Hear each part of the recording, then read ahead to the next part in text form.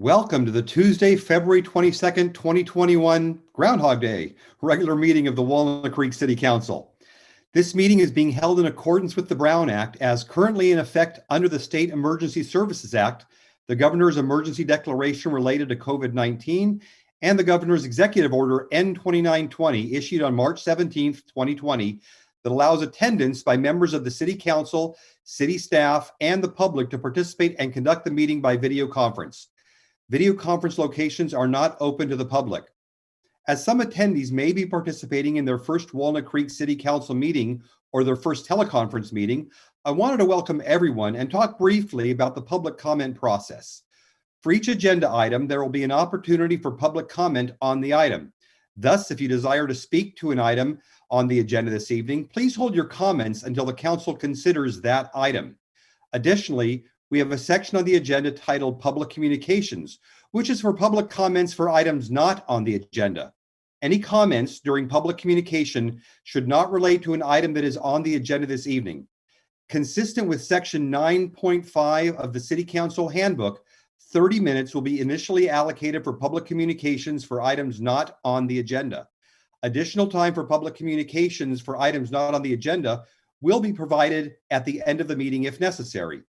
This process is consistent with Section 9.5 of the City Council Handbook, adopted July 15th, 2014, and last amended September 3rd, 2019, and will allow for all public comments to be received during the meeting for items not on the agenda.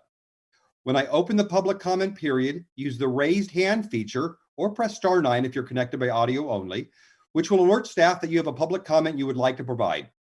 We ask that everyone who wishes to speak on an item, please use the raised hand feature to state your intent to speak when the item is called. Please wait your turn, and once brought into the meeting, state your name and city of residence for the record. Please keep in mind that this is a city business meeting. The City Council has adopted rules of decorum to ensure that meetings are conducted efficiently and effectively, and that all members of the public have a full, fair, and equal opportunity to be heard. All remarks should be addressed to the City Council. Please do not use any profanity during your comments. As the council is conducting these meetings via video conference, and given the COVID-19 pandemic and the increased number of speakers that have wanted to make comments on various issues during our meetings, and consistent with city policies related to public comments, each speaker will have 2 minutes to make your remarks. The Zoom feed for each speaker will cut off automatically at 2 minutes. The council will accept oral comments only. Written comments submitted have been and will be posted to the city's website for public review and are included in the meeting record, but will not be read separately into the record. To provide a live remote public comment, join the Zoom video conference meeting. The meeting ID is 926-6176-0016, and the passcode is 917554. Should you choose to not provide comments but would like to view the meeting, you may do so in one of the following ways. YouTube Live, you could visit the City of Walnut Creek's YouTube channel. You can go to your cable broadcast on Comcast Channel 28 in the incorporated Walnut Creek area only, Rossmore Channel 26, Wave Channel 29, and AT&T Uverse Channel 99. Or you can live stream it online on the city's website. At this time, please join me in the Pledge of Allegiance. I pledge allegiance to the flag of the United States of America and to the republic for which it stands, one nation under God, indivisible, with liberty and justice for all. Will the city clerk please call the roll? Councilmember Darling? Here. Councilmember Haskew? Here. Councilmember Silva? Here. Mayor Pro Tem Francois? Here. And Mayor Wilk. Here. Thank you. Our first item on the agenda is Black History Month and African American Mental Health Awareness Week. And we have a proclamation, which I'll read. Whereas during Black History Month, I can't read that. I have my own. Whereas during Black History Month, we celebrate the many achievements and contributions made by African Americans to our economic, cultural, spiritual, and political development. And Black History Month grew out of the establishment in 1926 of Negro History Week by Carter G. Woodson and the Association for the Study of African American Life and History. And whereas the 2021 national theme for the observance is the Black family, representation, identity, and diversity, and the observance of Black History Month calls our attention to the continued need to battle racism and build a society that lives up to its democratic ideals. And whereas the city of Walnut Creek continues to work toward being an inclusive community in which all citizens, past, present, and future, are respected and recognized for their contributions and potential contributions to our community, the state, the country, and the world. And whereas the city of Walnut Creek is proud to honor the history and contributions of African Americans in our community and supports the theme of honoring Black families who are part of the city landscape. And the city of Walnut Creek recognizes the past year has provided significant struggles for Black families throughout the nation in light of serious events, from social unrest following the deaths of George Floyd, Breonna Taylor, and others, to living under the threat of COVID-19. And whereas according to the National Institute on Mental Health and the National Alliance on Mental Illness, some mental illnesses are more prevalent in the African American community as compared to other groups in the United States, and mental health and substance use issues and the devastating impact of COVID-19 are among the leading causes of health challenges for African Americans in our region. And whereas the city of Walnut Creek is committed to empowering African American residents by promoting the benefits of mental health services through education, advocacy, policy development, raising awareness, and decreasing the stigma surrounding mental health, and the city of Walnut Creek is collaborating with local government programs, local government agencies, and community-based organizations to support innovative programs, expanding resources and awareness of them to enhance mental health in the African American community. And whereas the city of Walnut Creek supports efforts for local organizations to honor those who have or are suffering from mental illness, and supports efforts to strengthen families and their role in sharing history and shaping the future of our Black residents. And whereas the city of Walnut Creek acknowledges the family of Miles Hall and the friends of Scott, Alexis, and Ton Hall for commemorating their son Miles' birthday as Miles Hall Remembrance Day on February 15th. Now, therefore, I, Kevin Wilk, Mayor of the city of Walnut Creek, on behalf of the Walnut Creek City Council, do hereby recognize the month of February as Black History Month, and further recognize the second week of February as African American Mental Health Awareness Week, and offer support and hope for those in Walnut Creek's African American community who are impacted by mental illness, and honor our Black families. And we are therefore recognizing February as Black History Month and the second week of February as African American Mental Health Awareness Week.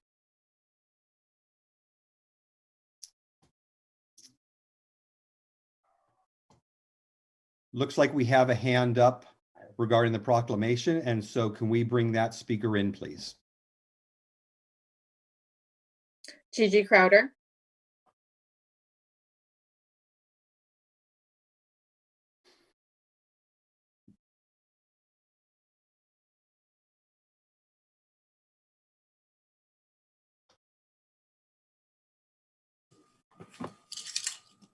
I just want to say a big thank you for recognizing African American History Month, Mental Health Awareness Month, and acknowledgement of the great work you guys are doing to advance efforts around the non-police response program. And, you know, of course, I want it named after Miles Hall, but I really appreciate this proclamation and hope that we can continue partnering toward having a more welcoming community for the whole county where all folks feel like they belong. Thank you. Thank you, Gigi. Okay. This now brings us to,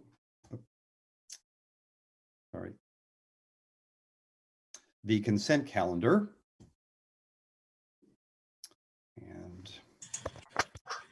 does anybody have an item they would like to pull from the consent calendar for discussion? No? Okay. Does any member of the public wish to comment on an item on the consent calendar? Please use the raised hand feature or press *9 if you're connected by audio only. If you would like to provide a public comment, for those who desire to provide public comment on a consent calendar item, please raise your hand now. As a reminder, each speaker will have 2 minutes to make their oral remarks. The Zoom feed for each speaker will cut off automatically at 2 minutes. Written comments submitted have been and will be posted to the city's website for public review and are included in the meeting record, but will not be separately read into the record. At this time, I'll ask the city clerk if there are any members of the public who would like to provide public comments. Mayor, I do see a couple hands raised. Okay, let's bring them in. Okay, Melissa Cress. Oh, wait, now this is on, okay, so just to make sure, this is for the consent calendar item only. This is not public communication. This is for only items on the consent calendar.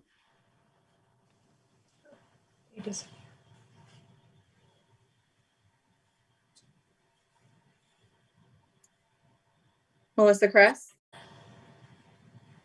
You're on mute. I apologize. This is Jeff Dudum. How are you today? Hi, Jeff. Just to make sure, this is for items on the consent calendar, not public communication at this point.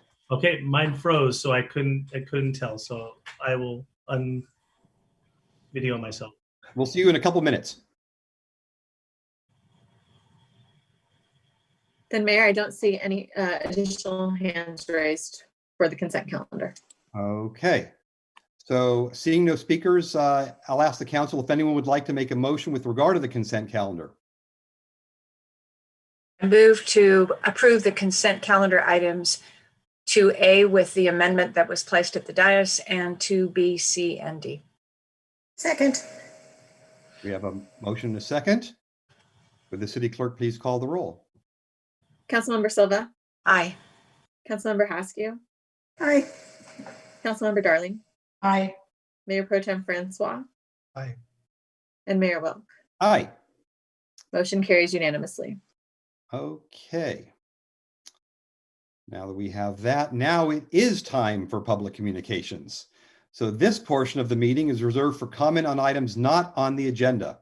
Under the Brown Act, the council cannot act on items raised during public communications, but may respond briefly to statements made or questions posed, request clarification, or refer the item to staff. Consistent with section 9.5 of the City Council Handbook, 30 minutes will be allocated at this time for public communications for items not on the agenda.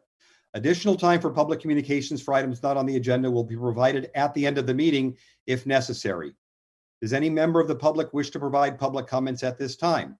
Please use the raised hand feature or press *9 if you're connected by audio only, if you would like to provide a public comment. For those who desire to provide public comments on an item not on the agenda, please raise your hand now so we can identify the total number of speakers that desire to speak at this time. As a reminder, each speaker will have 2 minutes to make their oral remarks. The Zoom feed for each speaker will cut off automatically at 2 minutes. Written comments submitted have been posted to the city's website for public review and are included in the meeting record, but will not separately be read into the record. At this time, I will note that the time is, I have 6:14, and we'll take public comments on items not on the agenda until approximately 6:44, and then the remainder of any such comments at the end of the meeting. City Clerk, are there any members of the public who would like to provide comments? I know Jeff Dudum was one. Yes, we do have multiple speakers. We'll go ahead and bring in Melissa Cress, which I believe was Jeff Dudum. Okay, thank you.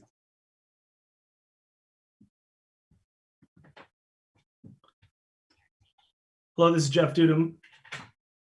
I would like to start off by thanking the City Council, Dan, the city, and everyone involved for making this happen on the grant that was to allow the restaurants to be able to get help. I did a little math today. I've opened 15 restaurants over 27 years in Walnut Creek, and at one time had employed over about 16,350 people in Walnut Creek and the surrounding cities. I've done that because I love this community and I love everything about what the city councils have done ever since '93 till now, and especially the appreciation I speak on behalf of myself and all the restaurants that I talk to as well for helping us with that grant. It doesn't, no other neighboring cities have done anything like that, and it makes us all very happy that you took the time and effort to make that happen. So I speak on behalf of all the restaurants. We appreciate you all very much. My one comment I wanted to say is, I know we're faced with a lot of challenging times ahead. 2020 was hard for everybody. Looking at 2021, I want to let you know what it's like from our side in a very short time period, what we're faced with, bringing employees back, trying to make as much income back that we'll never see, and letting us use the streets and the parking spaces has been very, very helpful, and we support and thank you. None of my current restaurants will be on the street, so I'm not really speaking for myself here. I'm speaking for the community of restaurants that have come to me saying, how are we going to survive?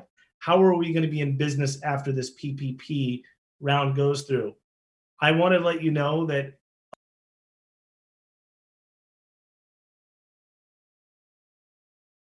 Next speaker is Catherine Walley.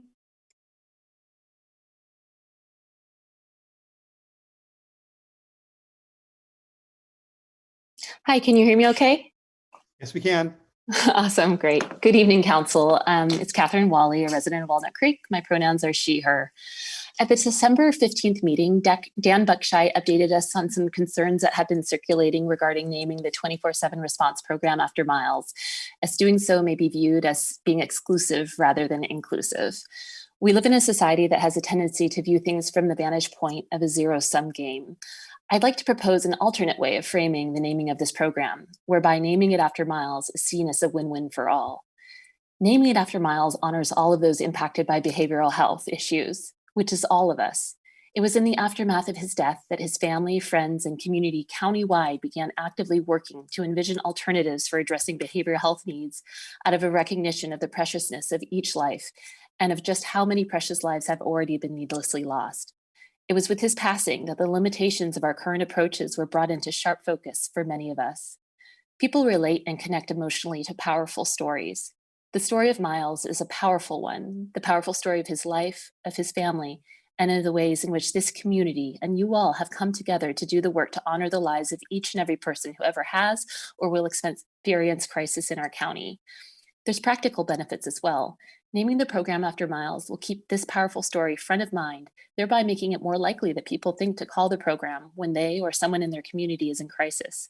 This could have a real impact on the success of the program, as its success depends in no small part upon the broader community's awareness of its existence. We have other successful examples of naming initiatives after individuals, as evidenced by the effectiveness of naming Amber Alerts after Amber Hagerman. When the time comes to have further conversations about the program's name, I urge those involved to keep this framework in mind and advocate for naming it after Miles Hall. Thank you all for all of your work and have a great evening. Next speaker is Ms. Michelle Sheehan.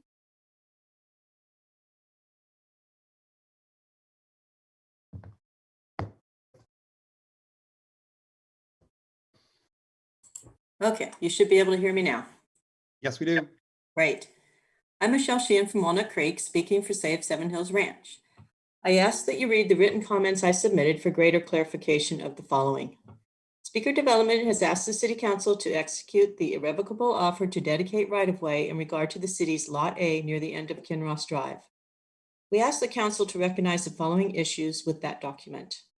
The express public purpose of this lot's purchase by the city was that Kinross Drive shall not be connected to Seven Hills Ranch. It is clear that the city did not want Kinross Drive to become a through road then or now. Another ranch entrance exists, and the city sought to protect their neighborhoods by eliminating this access point. The irrevocable offer rests on several questionable assumptions.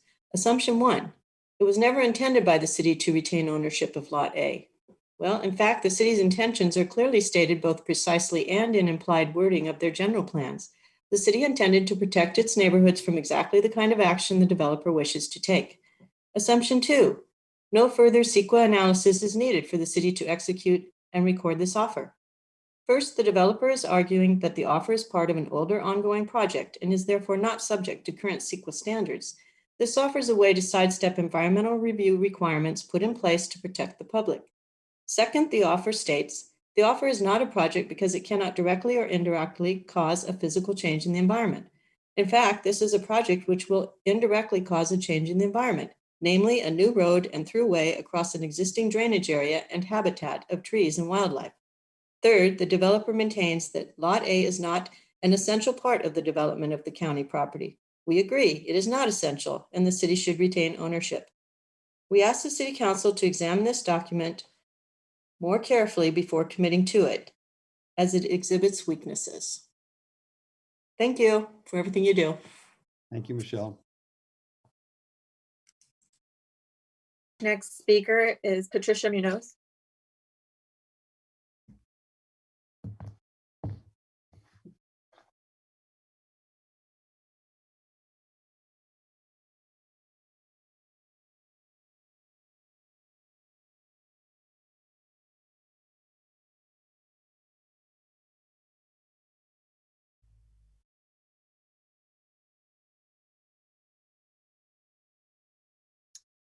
Hi, Patricia, go ahead.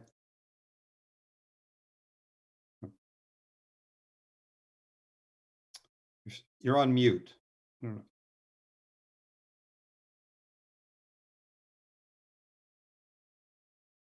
Patricia, please unmute yourself. We can't hear you.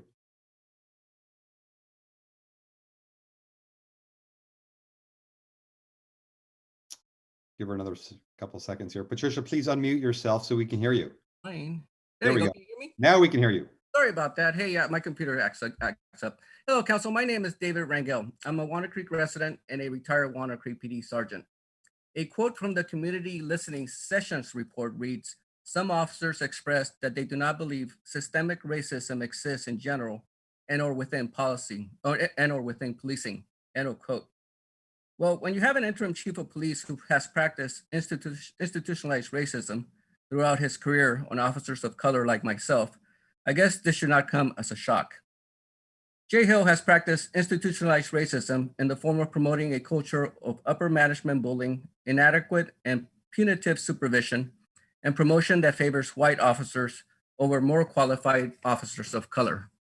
What shocks me, unfortunately, is that in the infinite wisdom of our city manager and council, you all continue to reward this individual. As the anonymous officer that wrote to you at the last council meeting documented, Jay Hill's making about $400,000 since he is double dipping. We, your residents, are paying for an individual who has shown no leadership in a department where morale is down and officers are resigning in numbers, and whose incompetence has been in full public display on several occasions. Furthermore, regarding the upcoming search for new chief of police, Hill's authority has been restored, and he may once again promote from within the department. Thus, he is handicapping the search and limiting the odds that real reform or change will occur. Since you all keep on supporting and perpetuating institutionalized racism by supporting and rewarding Jay Hill, I plan to read a letter I wrote to the assistant city manager and HR director back in December 2020, so it will be in the public record. I will finish reading the letter at future meetings since my time is almost up. Information on Lieutenant Connor's promotion and documentation provided to Lieutenant Reese. Hi, Terry and Kelly. We all met via Zoom on September 24th, 2020. And to be continued. Thank you.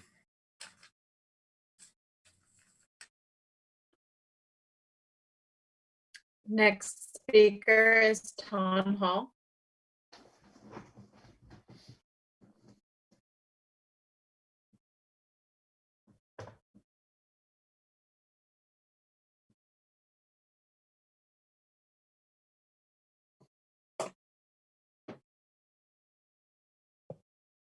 Hello, City Council members.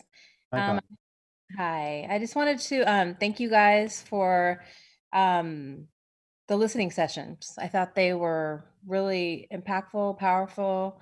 I know that was a year in the making, so I did want to tell you guys that I really appreciate you taking the time to do that. I know that took a lot of resources from your staff. I also wanted to acknowledge, that you guys are willing to listen to what the city wanted to hear. And of course, it's not the representation of all the city, but you did hear a good sample representation of what people concerns are. And I felt like it's really great that you guys listened, you opened your minds. And hopefully, you know, I'm hopeful, like as we move forward, that we will look at the issues that are happening around the nation. You know, the fact that my son was shot and killed by the police. I mean, this is something going on in the country, in the nation. So you know, I do applaud you guys for letting us have a voice, your community members, and also the partnership that you led with FOSATH. I do hope that we can begin to heal. I feel like the proclamation was amazing. I mean, the fact that you guys mentioned his name, you said his name. I mean, that's kind of where we've been wanting some acknowledgement, and I feel like we're getting there. So hopefully as we heal together, as we learn and grow together, that we can really make some really positive changes here in Walnut Creek, and also influence other cities throughout Contra Costa County to also follow your lead. So I did want to just thank you guys for that. And I really hope we really are able to turn some corners as we move on in the rest of the year for 2021. So thank you very much. And say his name, Miles Hall. Thank you. Thank you, Tom. Next speaker is Moxie Marsh.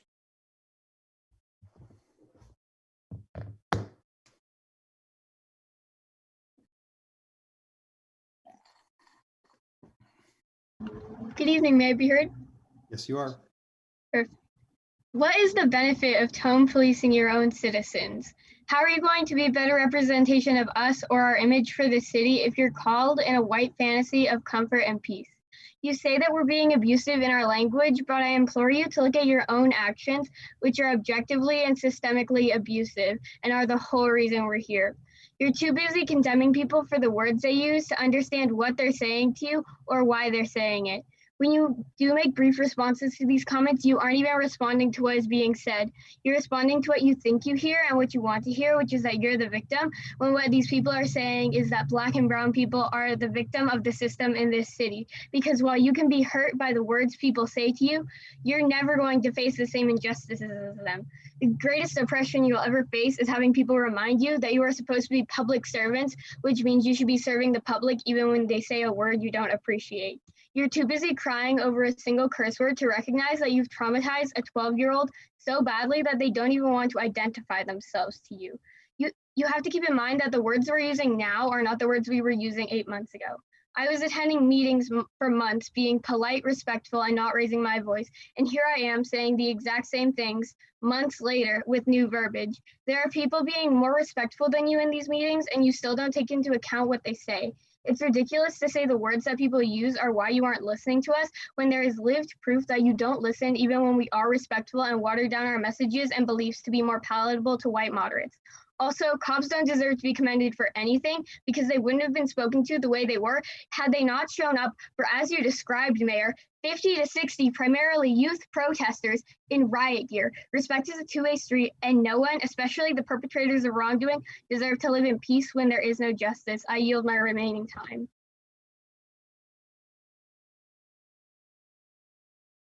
The last hand I see raised is Jan Warren.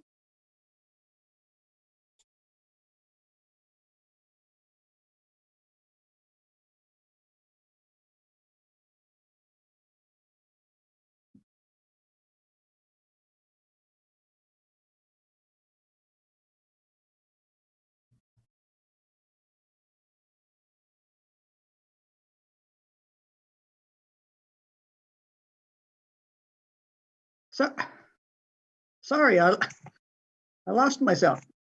Good evening, council members. We are building on the success of now providing 88% greenhouse gas-free electricity to over 11 million Californians. Solar is now the cheapest form of electricity generation. This is good news considering that fossil fuel pollution is a public health crisis across the state. Almost 43% of California's electricity still comes from natural gas, a fossil fuel. Methane, the primary component of natural gas, is a climate heating gas that is 84 times more potent than carbon dioxide. We know that we need to work on decarbonization of our buildings and move quicker off of fossil fuels. We need to move new construction to totally electric. Residents are supporting local restaurants, and yet all of this pickup food is increasing waste, especially plastic waste. My husband ordered food for pickup on Saturday and specifically checked the box not to put the utensils with the order. And we ended up with 4 separate plastic utensil sets and a napkin in plastic for the 2 of us. This needs to be treated like plastic straws. If you want them, ask for them. We need to work on this. I look forward to the Walnut Creek Sustainability Action Plan Phase 1 presentation on February the 16th. And, you know, Tuesdays with the Board of Supervisors and with the City Council is a long day for everybody. So thanks so much. Thank you, Jan. Mayor, I don't see any additional hands raised for public comment. Okay, thank you. So seeing no additional hands raised, we will be closing public communication for the evening at this time. And we will now move on to council member and staff announcements, reports on activities or requests. We had no closed session, so I assume there's no closed session announcements. And which brings us to the city manager reports. Yes, good evening, Dan Buckshire, city manager, and a couple updates this evening. And my computer froze for some of the information I was trying to look at here. But first, I wanted to give an update on COVID-19, two primary updates. First, again, anyone who wants to find the latest and greatest information is go to cchealth.org. And from there is a comprehensive dashboard on numerous matters related to COVID-19, but more specifically related to the vaccine. As of this point, about 130,000 residents have been vaccinated, which is just under 12% of the population has received the first vaccination, and about 2.5% has received the second dose. And that number continues to climb. Just over the past week, the number of vaccines administered per day increased from about 4,000 to 6,000. And the goal is to get to 7,000 a day. So the county and overall healthcare providers are getting there quickly. So hopefully in the next week or so, we'll reach that 7,000 a week. I also wanted to share with everyone, I know your council is aware, that a vaccination site opened up on January 24th to the public at the Tice Valley Gymnasium. And I do want to give a much deserved shout out to all the staff that were involved in this, just to give you a sense of, I know there's a lot of headlines in the media about things not working well with vaccines and things are going slowly, but I have to tell you from what I'm seeing behind the scenes and working with the county and others, people are paddling as fast as they can to try to get this out. Everybody is doing their best, and really it's a matter of just getting more vaccine. But so on January 22nd, on a Friday, late in the afternoon, probably about 4:30, I received a call from the county stating that they had received contact from the state. The state was interested in opening a vaccination clinic site at the Tice Valley Gym in Walnut Creek, and they need an answer back within the hour, because if not, they're going to move on to a different location. So I said, give me just a few moments, I'll make a few calls. I checked with staff, and the immediate response that I got back wasn't, we can't do this or it's too much work. It was, yes, we will do it and we'll figure out how to make it happen. So we had at least 10 people that put in a lot of work over that weekend. The site was actually up and running that a day and a half later on Sunday afternoon, and then was being used to provide vaccines and injections on that Monday morning. So thank you to everybody who was involved. It was a big lift. We had someone from the city attorney's office closely involved, from city manager's office, our arts and rec folks, and then we had several folks from public works as well who were out there getting the site physically ready. So thank you to everybody. I hope I didn't miss any departments. If I did, my apologies, but thanks again for everybody's efforts. Second item I wanted to provide an update on this evening is the restaurant grant program that we heard a little bit about from Jeff Dudum earlier. And this opened 2 weeks ago. So far, we have 70 applications from restaurant owners, and we expect to begin cutting our first checks next week. So for anyone who may be listening, please visit the city website at walnut-creek.org, and right on the main banner page, you can find the application section for this program. So that is moving along quite quickly.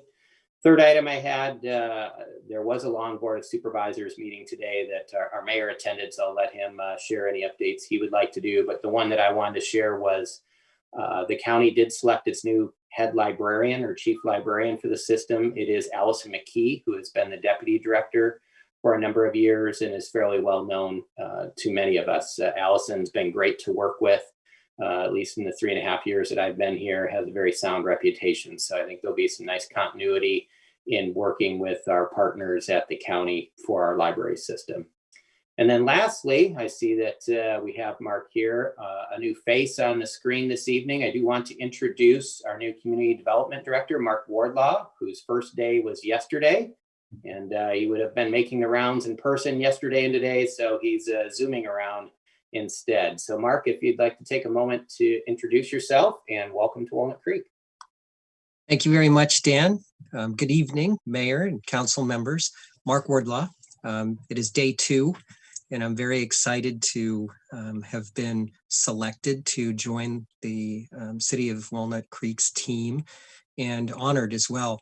As I was departing from my previous job, I received so many congratulations from staff and friends and colleagues about joining Walnut Creek. I was actually amazed at the widespread reputation Walnut Creek has.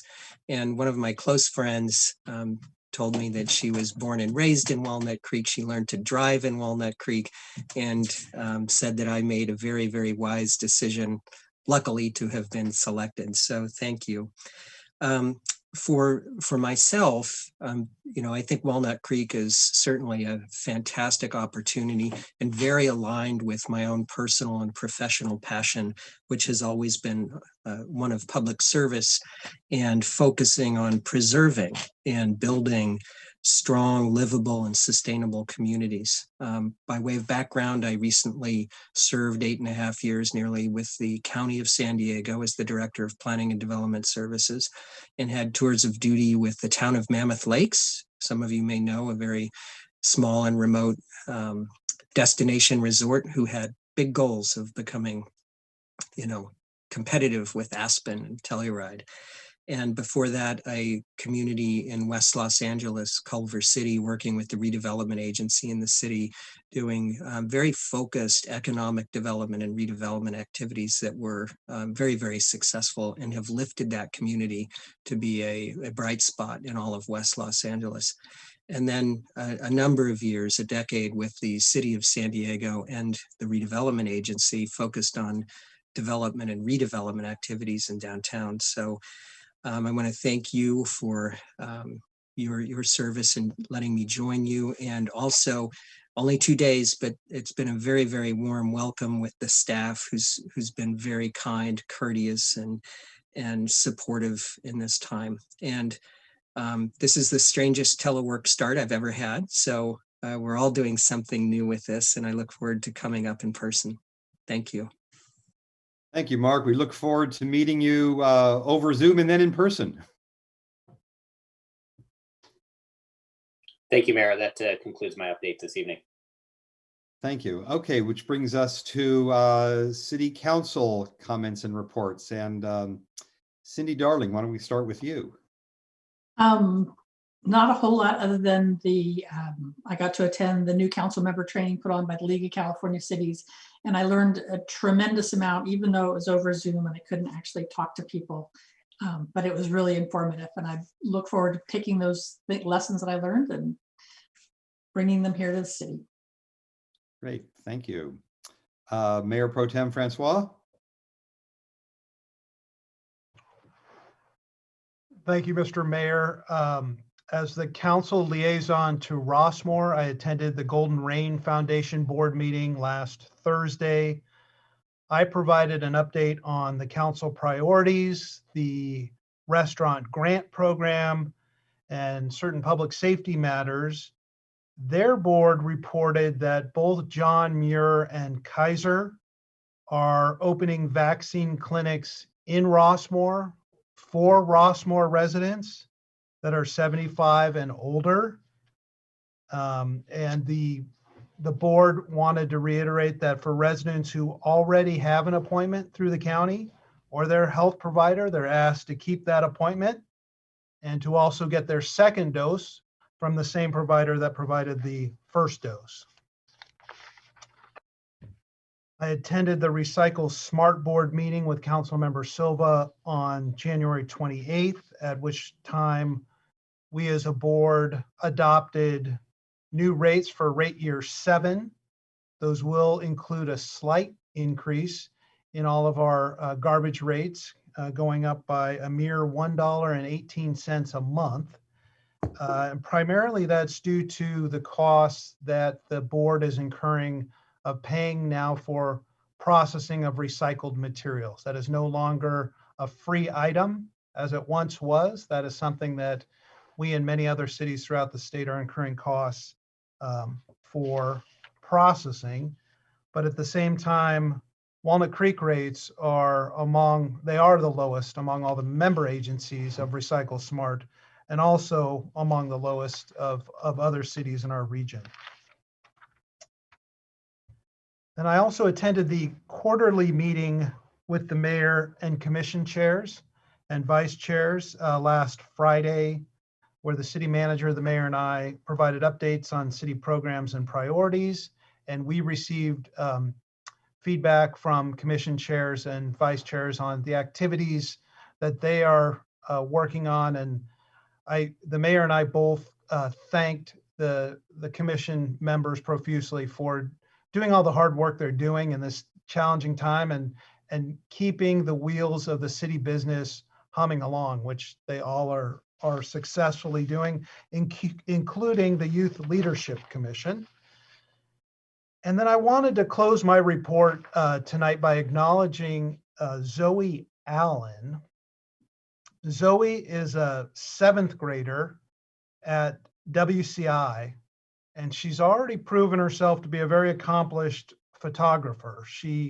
Zoe was selected as a finalist in the National History Museum of London's Young Wildlife Photographer of the Year competition, which is one of the most prestigious wildlife photography competitions in the world.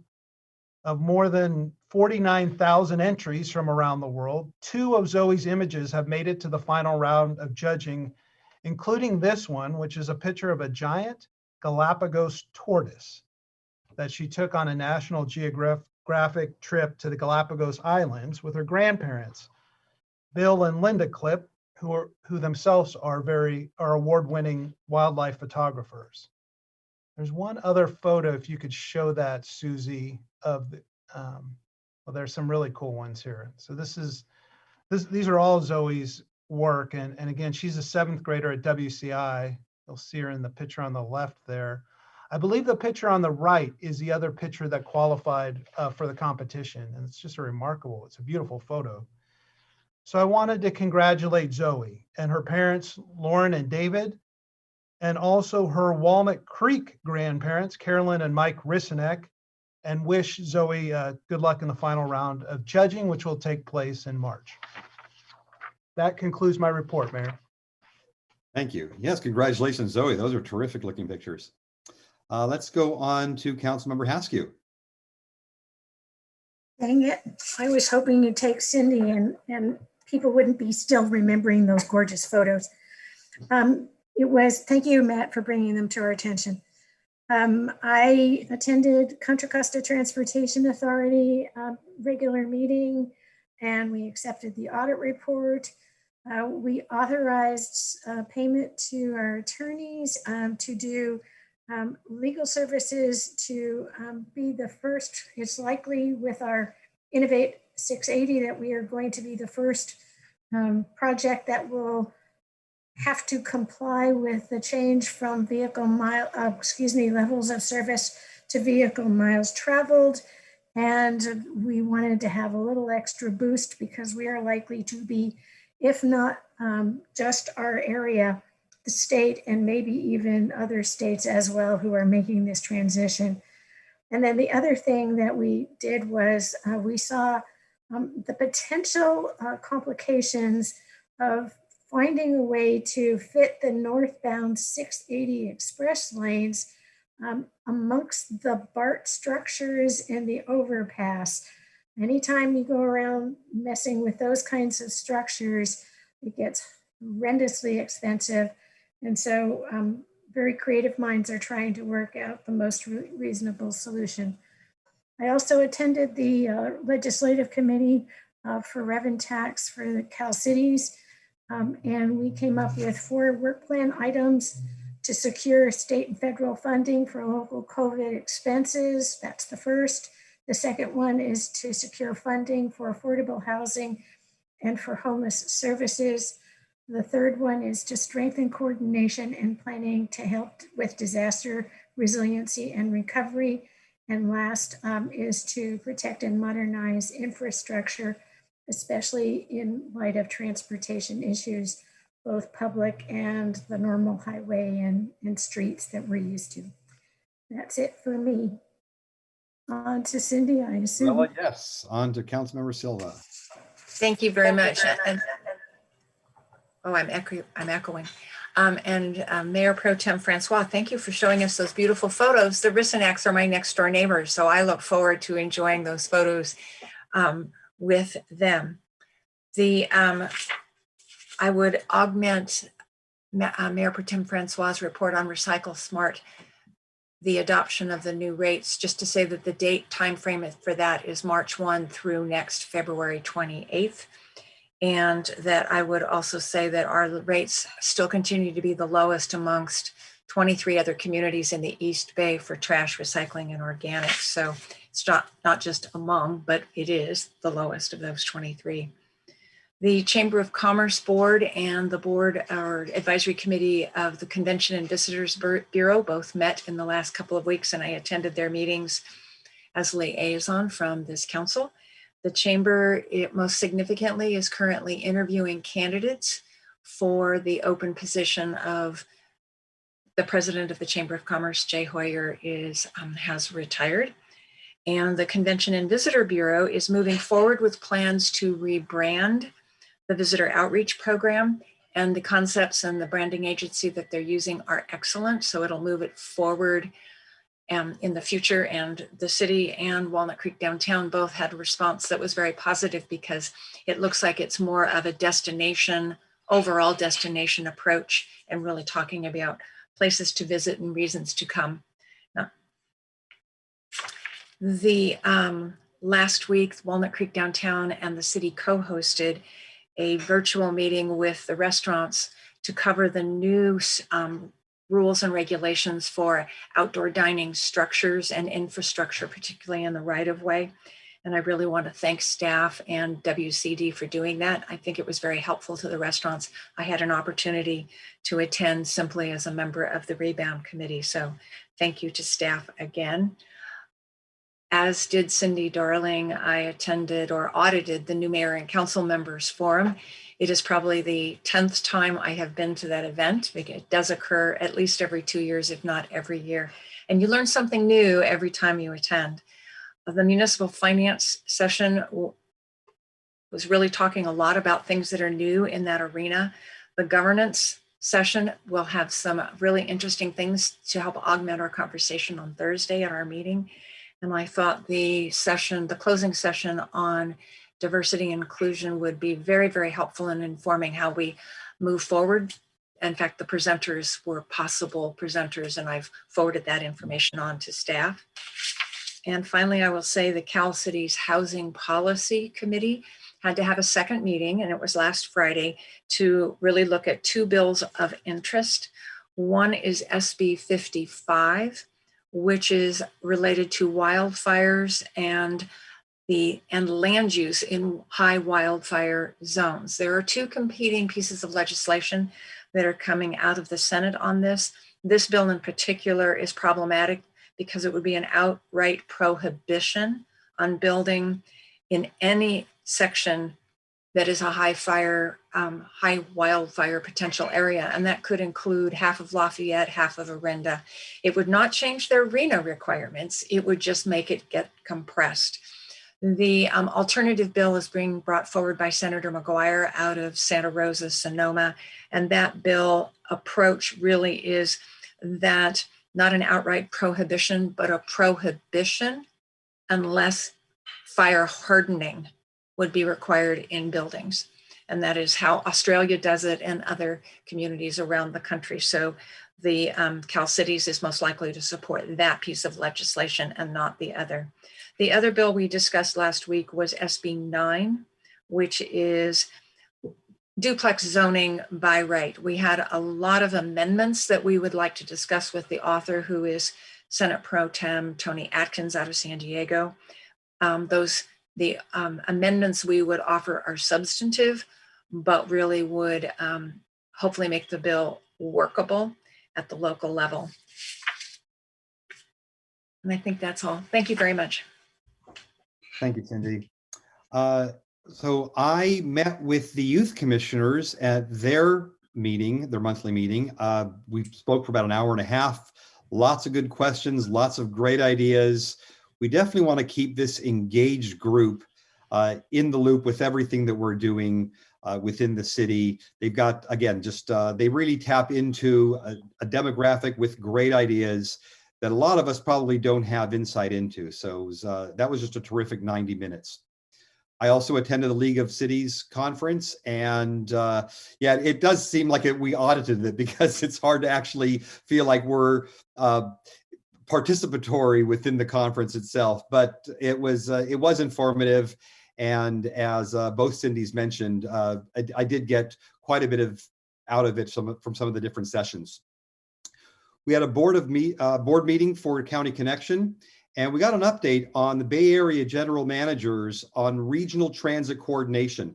All these different transit operators are all working together now to try to have better cohesive planning and being able to have, so let's say County Connection drops you off somewhere and AC Transit will be able to pick you up and you're not going to be waiting 45 minutes. So that's the idea behind it. There's much more work to be done on this, as I'm sure Luella can attest to, because this is certainly broad-based across the entire region, but very promising to hear that that's going to continue to progress. As the Mayor Pro Tem mentioned, we did have the chairperson meeting updates, our quarterly meeting, and I do encourage anybody that's interested in getting involved within the community in the city, apply for a commissioner position or apply for a task force. Typically those are every couple of years, but get your name in the loop and just think about that. We've got 5 commissions, and there's different task forces that come up all the time. So just please keep an eye on that. That's the way to be involved in the city, and definitely a way to make your voice heard. Just like with the listening sessions, when we had that last week, we heard some good support on that and feedback from some of the members in the audience today. But it was really interesting and important to hear from the community on diversity, equity, inclusivity. We had about 60 participants on that call. Today, I heard Jan Warren speak about the difficulty in having the Board of Supervisors meeting on the same day as the City Council meeting. I can attest to that. I was on the Board of Supervisors call for 5 hours today until they got to the topics that I wanted to talk on. And it does make for a long day. But I did give Walnut Creek voice to 2 areas. One of them was on the capping of restaurant delivery fees at 15%, which they were looking at taking on for the entire county, which I think will be helpful. And I gave Walnut Creek support and insight into what we did on that. And also on encouraging them to extend the prohibition on evictions for residents and businesses during this time of COVID. And they did approve both of those. So that was good to hear, and certainly helps our community as well. And then lastly, I'll be giving the State of the City address on Tuesday, February 9th at 10 a.m. This is sponsored by the Chamber of Commerce. And for details or to be able to watch it, please register and go to the Chamber website. And that is my report. So this now brings us to our first item on the agenda, which is a public hearing. And it's the Community Benefits Program. And at this time, I invite staff to provide the staff presentation. Oh, I'm sorry. You know what? I skipped ahead. My apologies. First, we have a consideration item. It's the proposed 2021 state legislative agenda. So at this time, let me ask Carla Hansen to provide the staff presentation.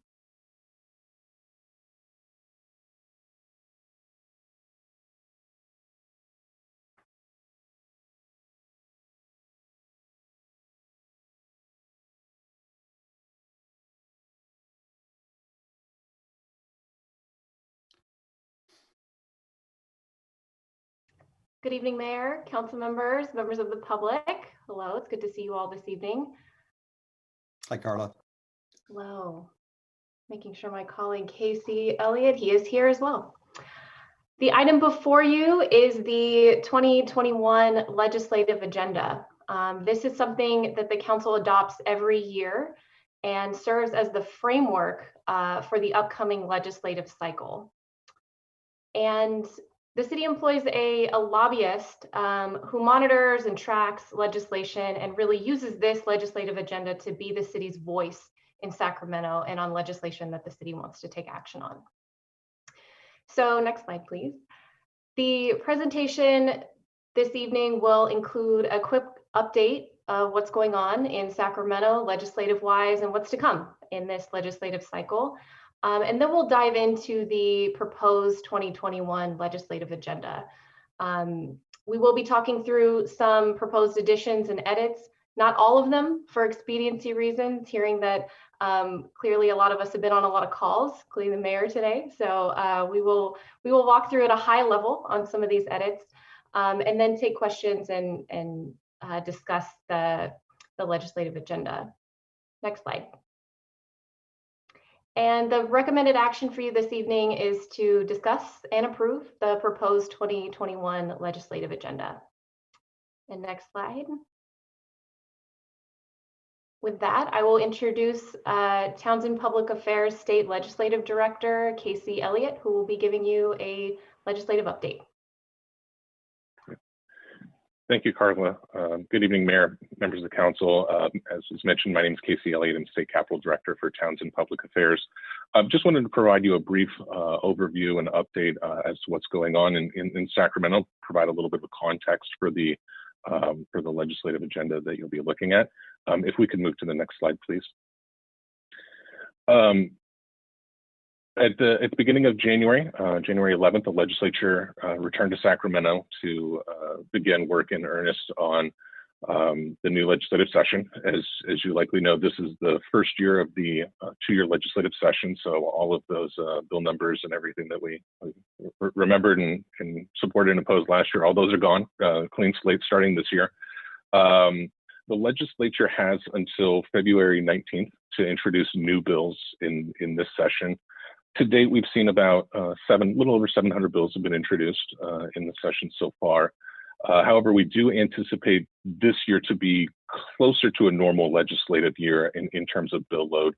So for numbers' sake, that'd probably be around 2,500 to 3,000 bills we would anticipate in a normal session. By way of comparison, last year obviously was the legislative process was significantly impacted by the coronavirus pandemic, and the legislature was only able to pass fewer than 500 bills, which was by far the lowest number of bills passed by legislature since becoming full time. That said, while we do anticipate a normal bill load to be introduced, it's still going to be, a COVID impacted year. The legislature is still considering remote hearings, participation electronically, reducing the overall number of committees that are held. So what's likely going to happen is that the legislative leadership is going to look to their membership to really prioritize which of their bills need to be acted upon in 21. I don't think we're going to see as few bills considered as we did last year, but probably not what we would anticipate in a normal year. That said, the legislative leadership did not change the House rules, so they aren't doing anything official, but I think it's going to be more controlled by committee chairmanships and leadership of each House to kind of police their members as the overall bill load, so they don't get too bogged down. Looking ahead at kind of the major themes that we anticipate are going to be tackled in Sacramento, a number of issues that obviously are very important at the local level and federal level, continuation of issues from last year. I think first and foremost is going to be the continued response to the pandemic and the impacts both on public health and the economy. We've already seen the legislature act last week as it relates to SB 91 for the eviction moratorium and creating statewide funding available for rental relief. So we're already seeing the legislature take early action in that area. We are going to see more bills, I would say pandemic influenced bills in other areas. Last year, the legislature really focused on kind of those immediate areas, worker protections, tenant relief. I think this year is where we're going to see kind of the impacts, branch out into the other elements of policy considerations. Additionally, in addition to the pandemic-related legislation, there's still going to be a continued focus, as was mentioned earlier by Councilmember Silva, on affordable housing and housing production bills. There were a number of those bills that were introduced last year in the legislature in the wake of the defeat of SB 50. A large number of those bills, including bills that were carried by the pro tem, ultimately failed at the end of session. I think we can expect to see a revisiting of a lot of those bills. Many have already been introduced, and I think we're going to be seeing a number of more housing bills that are going to be coming up. Additionally, issues as related to homelessness, overall housing production. So I think, again, we're probably in for a big bill load in that realm. Also, as was mentioned by Councilmember Silva, I think we're going to continue to see issues related to wildfire mitigation, disaster preparedness, as it relates to housing, as it relates to vegetation management, budget side, policy side. This is obviously a number of years in a row where we continue to have these large-scale wildfire events, and the legislature, I think, understands that they need to both be proactive in their approach as well as to respond to the emergencies as they arise. So I think we're going to continue to see significant legislation in that area. Continuation of public safety related legislation. Obviously, a number of bills were introduced last summer in response to the events surrounding George Floyd, Breonna Taylor. We're going to continue to see a lot of those legislative proposals introduced. A number were introduced in January, so going to obviously continue to be a discussion. And then the last item I wanted to touch on briefly, something that hasn't been as much of a focus in Sacramento as in the past couple of years, but there seems to be a groundswell to do something this year, is going to be access to broadband. Obviously, being with more people working from home, participating in public meetings, distance learning, it's really kind of heightened awareness around digital divide and access to high-speed internet. So I think from the speaker to the pro tem, both indicated that this is a priority of theirs. So I think we're going to continue to see legislation in this area. And then the last thing I wanted to touch on briefly as it relates to looking ahead on the legislative preview is the state is still obviously going to continue to be impacted by federal action as it relates to COVID relief. So things that the state's going to be looking for is potential state implementation of elements. If there is a phase 5 coronavirus relief bill, working with the federal government on funding and administration of vaccines, and then also many of the business support programs, both those that are federally funded and those that are utilizing state funds. If we could move to the next slide, please. I also wanted to briefly touch on the state budget. This is going to be the focus of the legislature over the next coming few weeks, and then into June as they finalize the governor's proposed budget. The governor in January did introduce his January budget, which kicks off the budget season.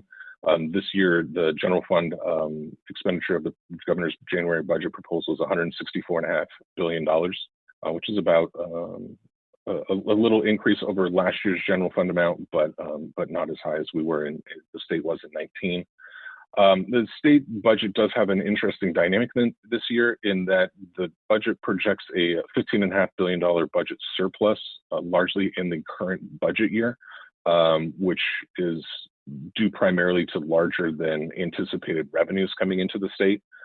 That's not to say that the state saw increased revenue, but just the budget projections that were included in the budget passed last June.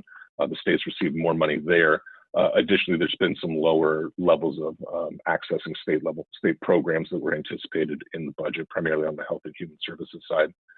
But while the state does project a significant budget surplus in the current year, there's also projections of a budget deficit starting in that first out year in 22-23 of about $7.5 billion, which would then grow over time if action isn't taken. The state budget is in a good position that this year the governor does propose putting funding back into the state's rainy day funds. Last year, the state had to utilize a significant amount of those funds in order to make up for some of the funding gaps. But this budget does put funding back into those rainy day funds, so that can be used for future budget years. If we could move to the next slide, please. The governor's budget was slightly different than in previous years in that he does make recommendations for what he's calling his early actions and immediate actions, which is largely utilizing portions of that aforementioned budget surplus on actions that would be taken now or in the coming weeks, as opposed to waiting for the normal adoption in June. These actions largely are aimed at response to the pandemic and the economic conditions that are occurring in California. I won't go through all of these items, but significant funding is proposed to be directed towards K-14 schools, extended learning hours, making up for the learning loss that's occurred this year, as well as additional funding to help schools, K-12 schools, open up for in-person instruction as soon as possible. All of these proposals are being discussed by the legislature, and there's going to be significant input from them if they do decide to move forward with any of these items. There is another $3 billion in early actions proposed for direct support to low-income Californians and small businesses through a direct check for low-income Californians of $600, as well as $575 million in assistance through the Small Business Relief Grant Program, which is the small business grant program that the state had previously rolled out, which actually the second round of which opened today. So small businesses should, if they haven't applied, they should get that in. It's open for 6 more days, so plug in there. And then the other early action items along the lines of workforce training, environmental sustainability, and then funding for issues of housing and homelessness. Next slide, please.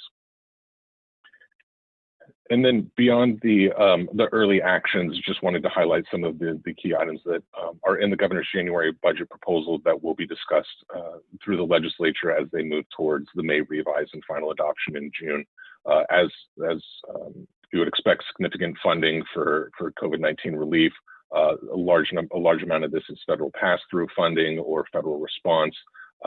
But in the areas of emergency response, testing, contact tracing, vaccine administration, there's significant resources allocated. The governor did also continue to propose significant resources to address housing and homelessness. Last year, you may recall, prior to the pandemic, he spent the entirety of the state address focused on this issue. And so he still continues to propose significant funding in this area, both through existing programs that have, such as the infill infrastructure program, as well as putting resources towards newer programs like Project Home Key that have been largely funded through federal resources to date. And then lastly, the last item I did want to point out was the budget does contain funding through the fuel excise taxes for local streets and roads. So the funding that we would normally anticipate, it's at the $3 billion level is what's proposed in the budget. As you'll recall, this funding is directly tied towards gas taxes and vehicle registration fees, those types of items. So as people get out and kind of get back out the economy, moving back, commuting more, then these funds will continue to go up in future years. But those were just the items I wanted to touch on. Happy to pass it back over to Carlin, obviously here to answer any questions related to the legislature or the platform when time's appropriate. Thank you, Casey. Thank you, Casey. And can we go to the next slide, please? Okay, so we're going to jump right into the proposed 2021 legislative agenda. So process-wise, each year staff takes a look at the previous year's agenda, has some updates based on kind of what's going on throughout different sectors in each department. And then our legislative committee, which is our mayor and mayor pro tem, also do a review on the proposed agenda. So that happened in January, and the committee had some additions and some edits, which are included in red line format in attachment 1. Most of these additions are in the area of public policy positions, which is really an area in the platform that is more specific towards different categories. So think public safety, transportation, et cetera. Also included in the proposed agenda is a housing policy framework that was adopted and added to the agenda in 2019.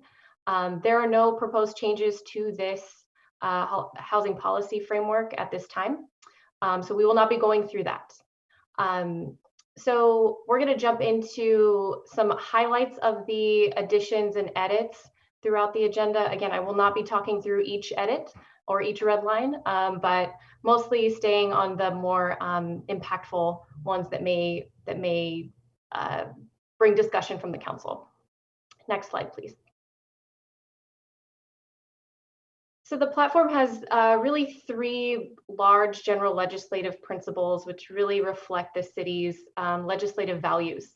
And in the third one, we had proposed to include the words inclusive and equitable in the principle. These are values of the city, and we wanted to make sure that they were included in the framework for legislation and advocacy. Next slide, please. Jumping into the public policy positions in the public safety section, a proposed addition really around the work that the city is doing with other cities within the county and with the county on alternatives to law enforcement response for folks experiencing mental health or nonviolent crises. So really the city is looking for funding from the state and the county to make sure that we have an expanded program that is funded and that can run. Next slide, please.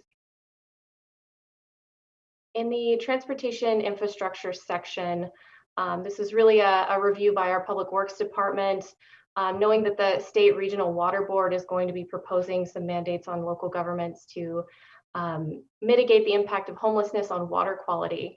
Really, this addition is focused on if there are state mandates that are coming from the Water Quality Board, that they're not duplicative of any other mandates that are coming from them as well, and that if there are new mandates that they have a funding source. So it's not an unfunded mandate on local government. Next slide, please.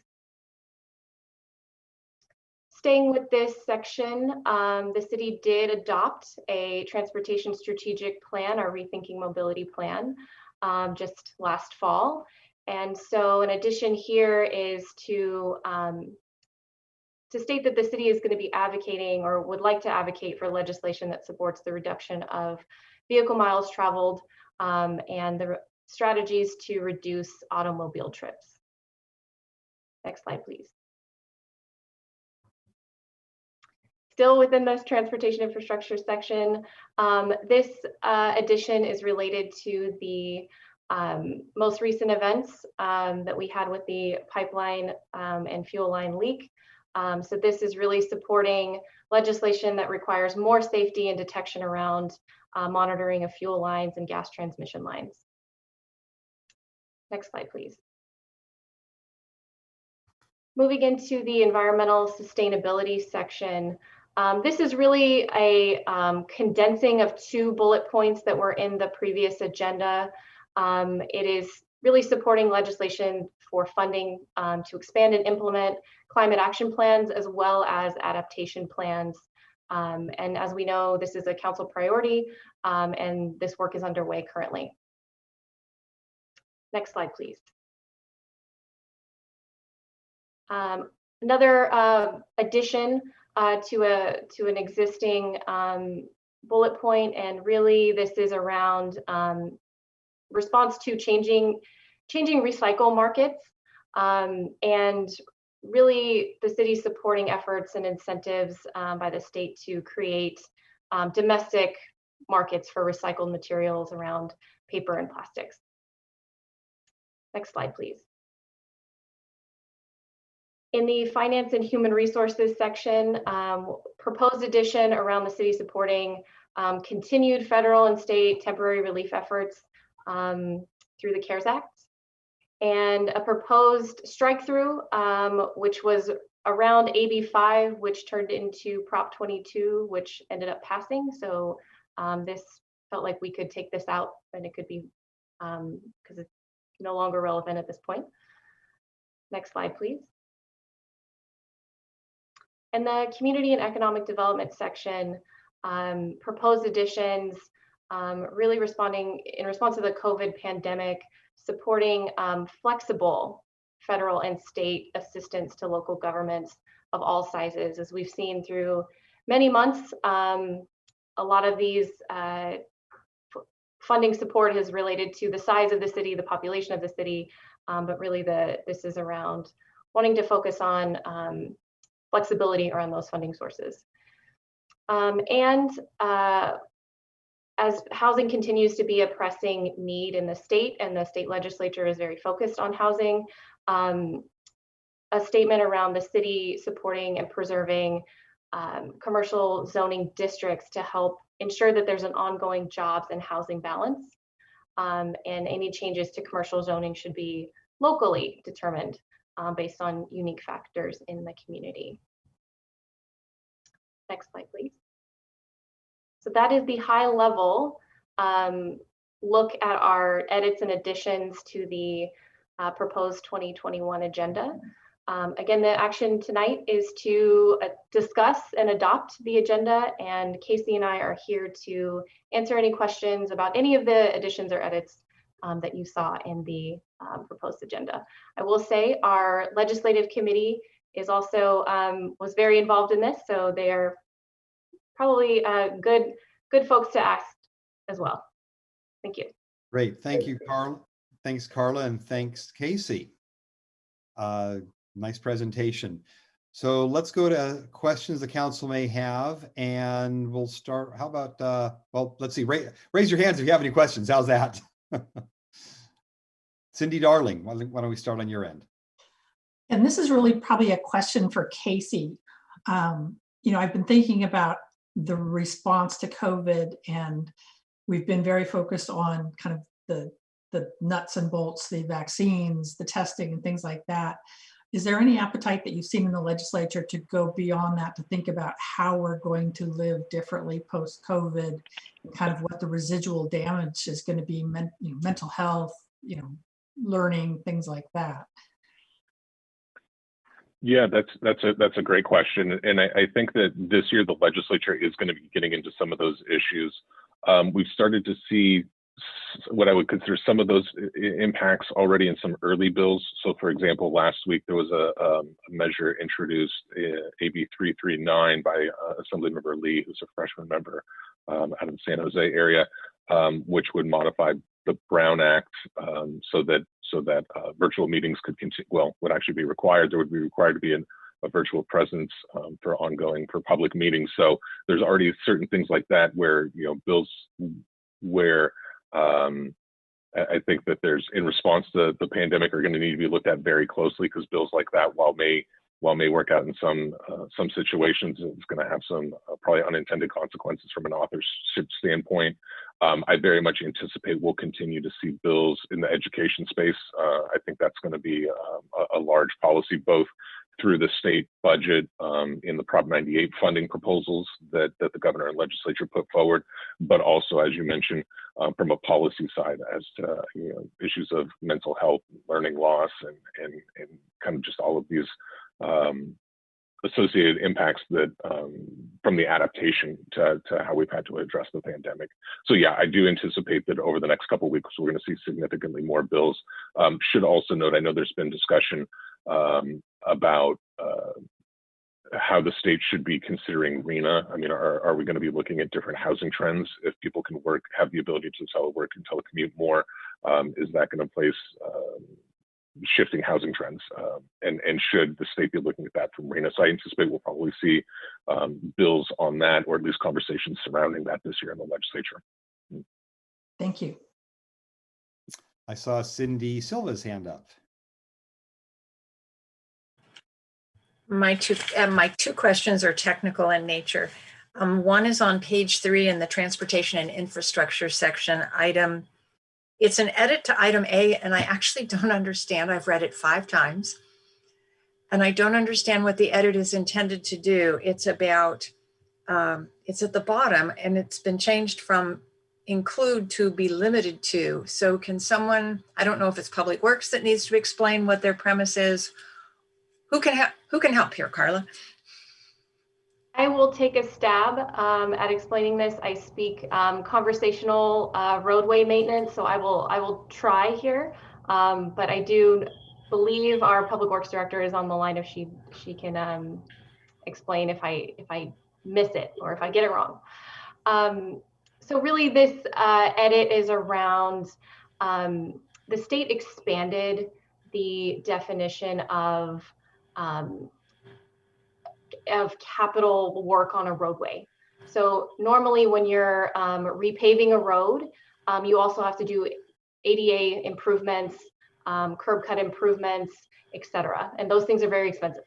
And so now the expanded definition includes cape seals, which is a sealant on the roadway before you put on slurry seal. And it's from our Public Works Department. This is really a maintenance function. It's not something that really expands or changes the PCI of the roadway. It's the maintenance function that maybe expands the life of the roadway. So because there is an expanded definition, anytime you put a cape seal on a roadway, it triggers ADA improvements and curb cut improvements, etc. And really they want that definition just to focus on capital improvements of roadways instead of capital and maintenance. Your explanation is very clear. I hope our lobbyists understand the explanation so that this just triggers the appropriate work on their response. Thank you. My second question is in the Finance and Human Resources, item B. It's in reference to the continued federal and state temporary relief efforts through the CARES Act.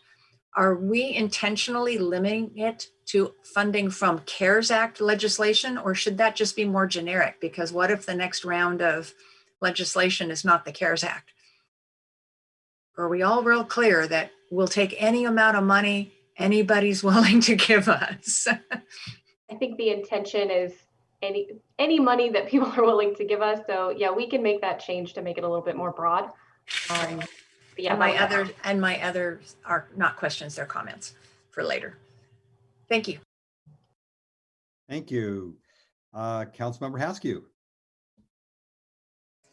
At the Revenue Tax Committee, they made a big point about the fact that some of the allocations that happened were done by clumps of cities based on the city population, and the big ones got lots of money and the littler ones got lesser money, and it at first blush looked like it was fair, but when you analyzed it, it turned out that the big clumps that went to the big cities got more per person than the medium cities. And I am so glad I see your head shaking up and down, Casey, because I'm not sure I would have understood this, but the middle-sized cities got less. And we would like to see that the allocations are done more per capita than they are by a clump of arbitrary city populations, so that we get 70,000 people's worth as opposed to some city that's getting more money per capita than we have. Casey, do you understand what I said? Yes, I do. Yes, Okay. yeah. The way that the funding formulas at the federal level and then some of the minimum guarantees at the state level did exactly what you say. They ended up kind of when you look at it on a per capita basis, larger jurisdictions got more per capita, smaller jurisdictions got a guaranteed minimum, which ended up being more. So yeah, there was a squeeze kind of in that middle. So yeah, definitely equitable distribution. Both I think that needs to happen both at the federal level on that legislative effort, and then on the state level as well, because you do, like I said, unfortunately on that particular funding with the CRF, you kind of got pinched on at both levels. And I would really appreciate it if you also included that you didn't have to have a minimum of $500,000 to get money, because little cities probably have less ability to think of new and creative ways to raise money. So if they're going to give it to cities, they should give it to all. Okay. Mayor Pro Tem Francois, any questions on your end? I know you and I got an early look at all this. Nope. I don't have any questions either. So let's go to public comment and see if any member of the public wishes to provide public comment at this time. And if so, please use the raise hand feature if you would like to provide a public comment, or *9 if you are on audio only. For those who desire to provide public comment on this consideration item, please raise your hand now. As a reminder, each speaker will have 2 minutes to make their oral remarks. The Zoom feed for each speaker will cut off automatically at 2 minutes. Written comments submitted have been and will during this item be posted to the city's website for public review and are included in the meeting record, but will not be separately read into the record. Also, please note that during public hearings and consideration items, spokespersons are allotted 10 minutes in lieu of other members of the group speaking on the item. We trust that everyone will follow the rules. At this time, I'll ask the city clerk if there are any members of the public who would like to provide comments. We do have a couple speakers. We'll go ahead and bring in Jan Warren first.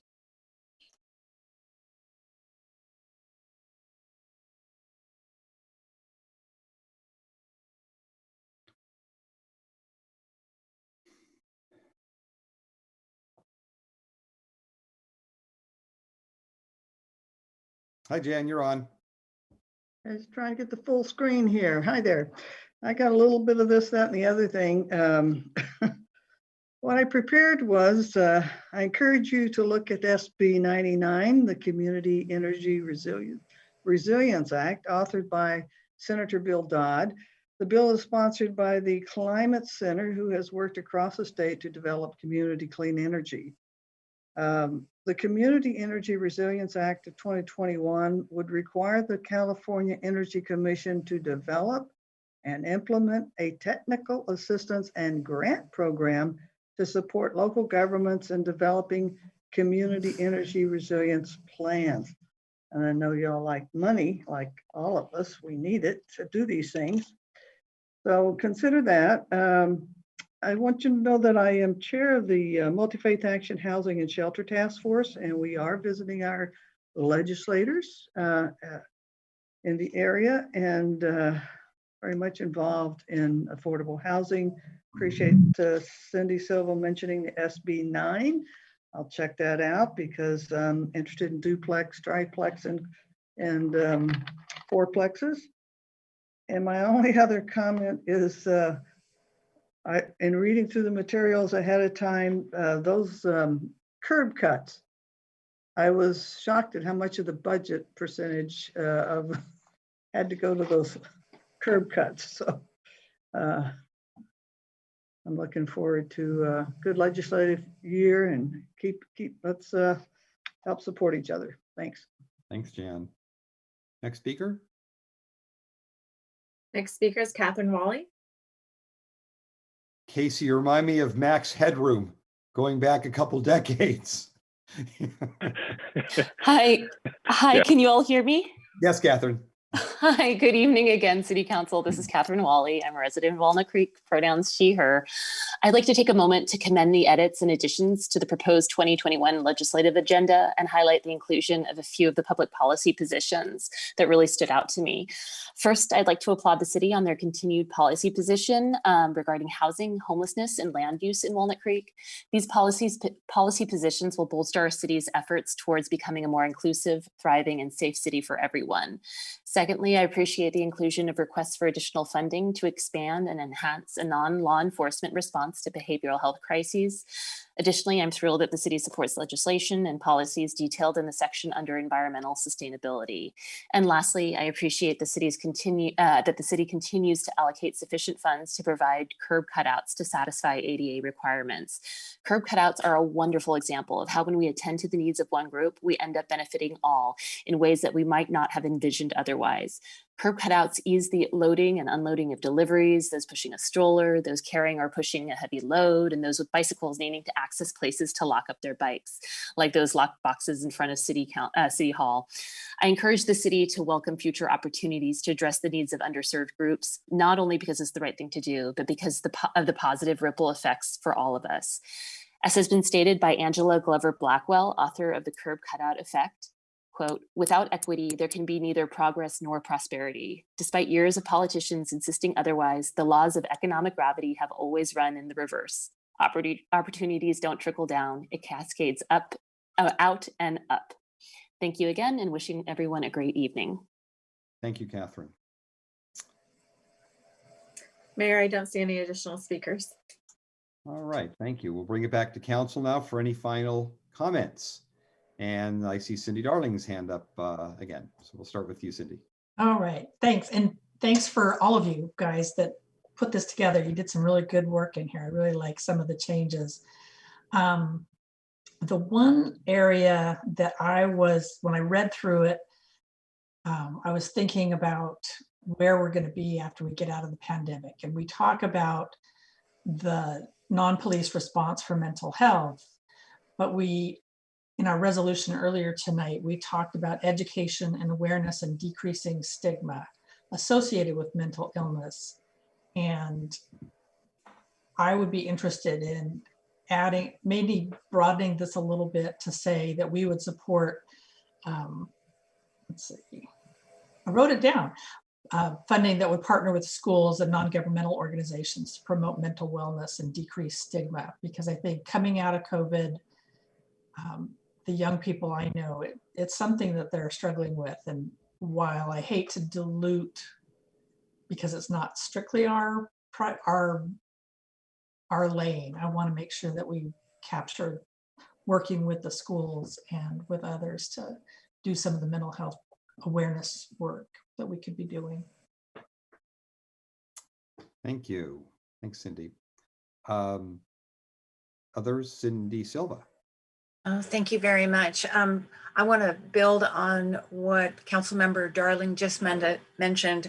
Senator Portantino out of La Cañada, Flint Ridge, intends to introduce a bill, according to him, in discussion today, that actually is designed to focus on the mental health issues that our students are now experiencing, because there are even gaps in the education code. So this is, and actually shore those up. So I think that would be a good addition, even though it isn't related to us. They will be focusing on schools in that regard, or he will be. I had a couple of comments specific that I'm hoping my colleagues will support. In the housing, homelessness, and land use, the first item, the city supports housing development and local land use policies that allow local residents to be able to maintain the character. I really think what we're talking about is that it will allow cities to implement local solutions that ensure. So, I mean, it's really local control, local authority. And I don't think it's local residents that have the authority. I think we have the authority first and foremost. I'm also a little concerned that we do not say in here, in that same one, that what we want to do while retaining local control is to ensure that we can meet our greenhouse gas reduction targets through housing policy and land use policy. that is a big discussion that's happening with the RENA numbers, is that if we put housing too far away from the jobs, then what the end result is that we are going to see an increase in our greenhouse gas. We're not going to make our targets, and that could put our road funding at risk because a number of requirements on our SB1 money in particular is related to a reduction in our meeting our greenhouse gas reduction targets and vehicle miles traveled. So I would propose that we get that phrase in there somehow.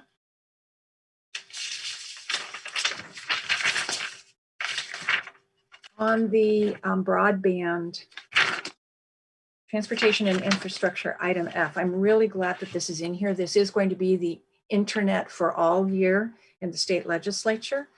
And there are a number of legislators who mentioned today that they were going to be bringing forward things relating to broadband access. The interesting thing that I think we experienced in supporting broadband access and the 5G microcell infrastructure was not just that they wanted to roll that out at basically us absorbing the cost, but there were no guarantees from these telecoms providers that they were actually going to make broadband available to all parts of our community. And if anything has been shown by the pandemic, it's that if you're going to have to be in a position where school is going to be on the internet, or work is going to be on the internet, or telehealth healthcare needs to be provided over the internet, you need every neighborhood covered, not just the neighborhoods that will in turn result in high profit margins for the telecoms companies. So I would like to suggest that we add a phrase in item F that basically says we want not only to cost recovery for these rollouts, but also to ensure that there is a plan for full rollout across our communities. And that was mentioned to Assemblymember Aguilar Curry today in our meeting to help kind of put that idea in her head. Item G in that same section talks about rethinking mobility and the micromobility. And I want to be sure that we remind ourselves that we need to retain local control, because there has been an issue with the micromobility providers that they were just rolling it out without asking. And so every community is different. So if we can get that phrase in there, I'll just finish these out if that's okay, Mayor. In the community and economic development section, item D. I think this is a really important point about grants from the National Endowment for the Arts and the California Arts Council. I think it would be stronger if we, in our lobbying efforts, if we remember that the arts represents about $40+ million in our local economy, because that is a really strong lobbying point. It's not just about watercolor classes at the Shadelands. It's really about arts being a part of our local economy. So if we could insert that. And then my final suggestion would be in that same section, item F. And maybe Councilmember Haskew might have a comment about this as well, since she sits on the State Policy Committee for Revenue and Taxation. This is the item where we say we support modernizing basically the sales tax system in terms of collection and distribution. I also think we have an opportunity here based on some legislation that may be coming forward, is to include in here that we would support a rethinking of the methods and means by which we collect transit occupancy tax from short-term rentals.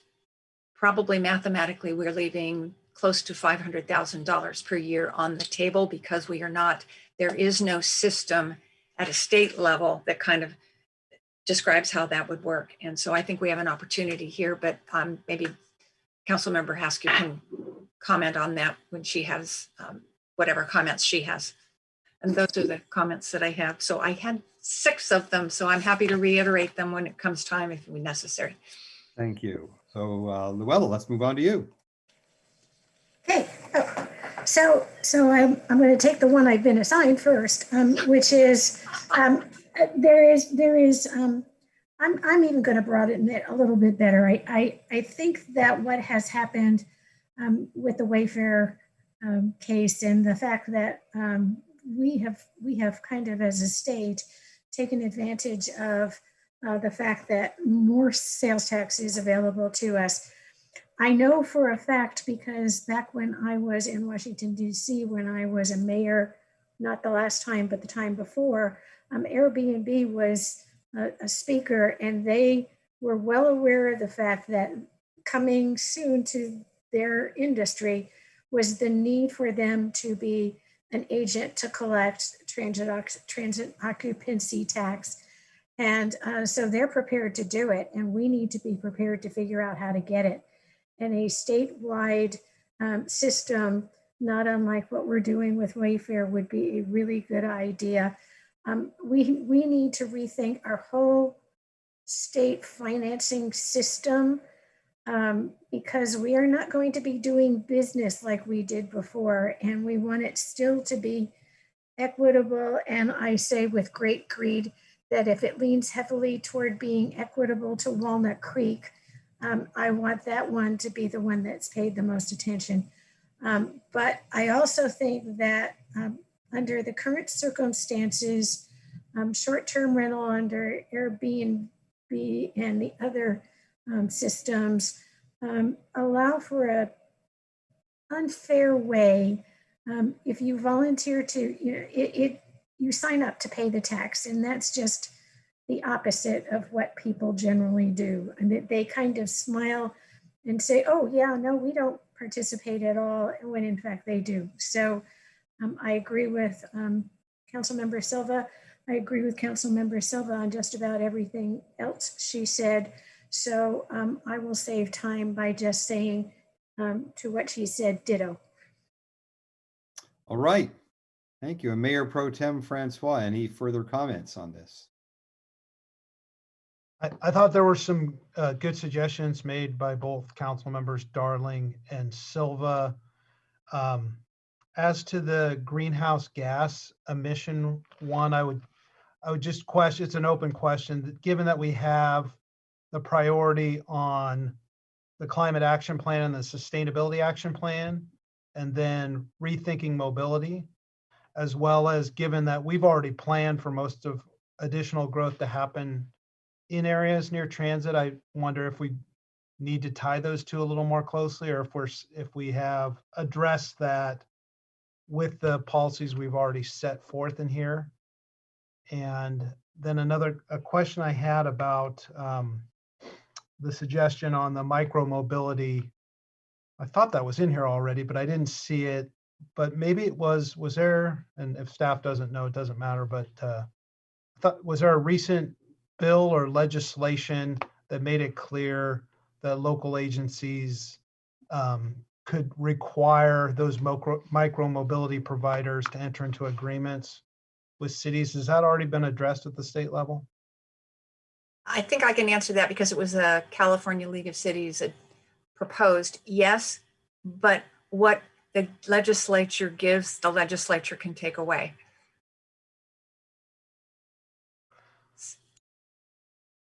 So Cindy, can you elaborate then? So what would be the need to, you're worried that they would repeal that at some point? That they would, an industry lobbyist would convince the legislature to remove that, amend their legislation in clarifying language and change their approach. Okay. So I just want to be sure that we remember that we are in support of, that we think we need to have it controlled at the local level. And then I was in general agreement with the other changes about local control and about fair and equitable distribution of any COVID relief. So thank you, Councilmember Haskew, for raising that. And also that Councilmember Silva, that it shouldn't just be restricted to the CARES Act. But yeah, thank you. And again, thank you to Carla and to Casey for helping guide the policy on this. And I'm proud of what we're able to cover in the legislative agenda and policy. I also agree with some of the additional comments. I do like the fact that we're ensuring that greenhouse gas reduction targets are met, and that mental illness is tied in with all of that. So there are a few additions in there, and we need to approve this. So obviously there's going to be additions that will need to be added into that. Does anybody want to give a stab at making the motion on this? You know, Mayor, if you'd like, what we could do, unless we have exact precise language for all this now, you know, we have the general feedback, seems like there's alignment. We could take this back to the Ledge Committee to wordsmith and fine tune the language and, you know, receive a motion that adopts with the discussed alterations, if you wish to go that route. That's fine. We can do that, and that'll help save some time on that motion. So why don't we, Cindy, why don't you make the motion on that point, and then we will do that. I'm assuming you meant me. Yes. You're raising your hand, looking right at me. So every other word Cindy Darling can do. So I move to adopt the legislative agenda for 2021 and direct the legislative committee to work with staff and the public affairs agency to integrate the changes recommended vis-a-vis support for legislation that would bring mental health issues to the forefront with our schools, adding references to local control and local authority and greenhouse gas reduction targets in the housing land use section, to include the reference to full rollout of broadband in our communities, to include local authority, to ensure that local control, local authority is included in the micromobility paraphrasing, to rephrase CARES Act to financial assistance and reference in both places the per capita or equitable funding, fair and equitable reference, and referencing the arts economy, and also integrating references to a methodology for simplified collection and dissemination of the transit occupancy tax proceeds from short-term rentals. I'll second that. You got it all. all right. Cindy Darling, just for the record, would you like to restate all of that? No, I will not pass that test. I will second what Councilmember Silva said. Okay. So City Clerk, if you can take the roll, please. Councilmember Silva. Aye. Councilmember Darling. Aye. Councilmember Haskew. Aye. Mayor Pro Tem Francois. Aye. And Mayor Wilk. Aye. Motion carries unanimously. All right. Thank you all. Thank you to Carla and Casey again. Thank you for council for your input. We're at just about 10 to 8. We've been going for a couple of hours here. So why don't we take a break until 8 o'clock and we'll reconvene for the last item on the agenda. See you in 10.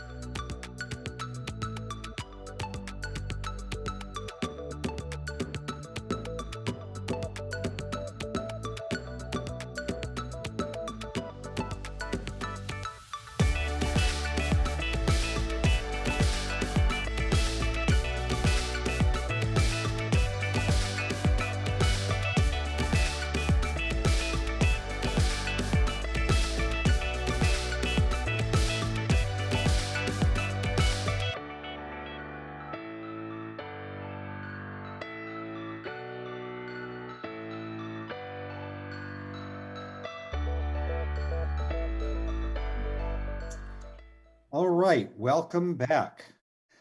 Next on the agenda is a public hearing item titled Community Benefits Program. And at this time, I invite staff to provide the staff presentation. And Terry, I think you're going to be kicking this off. And I just wanted to say, as this is the last meeting, I believe, that you're serving as interim director for community development. And I just wanted to say thank you for all the hard work.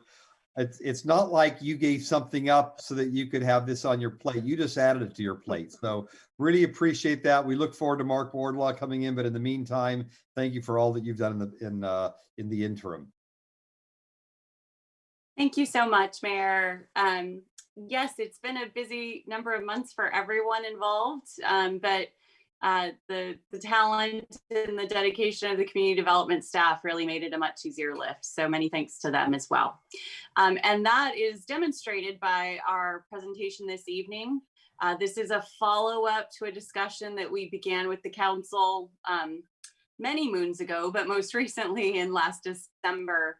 We brought forward a vision of a community benefits program that was originally thought about as part of our specific plan efforts in the downtown. So we're trying to take kind of that conceptual idea and make it real so that it can become a tool that developers can use as they're looking to move swiftly through processes and understand what they would need to do to get additional density, floor area ratios, and other items.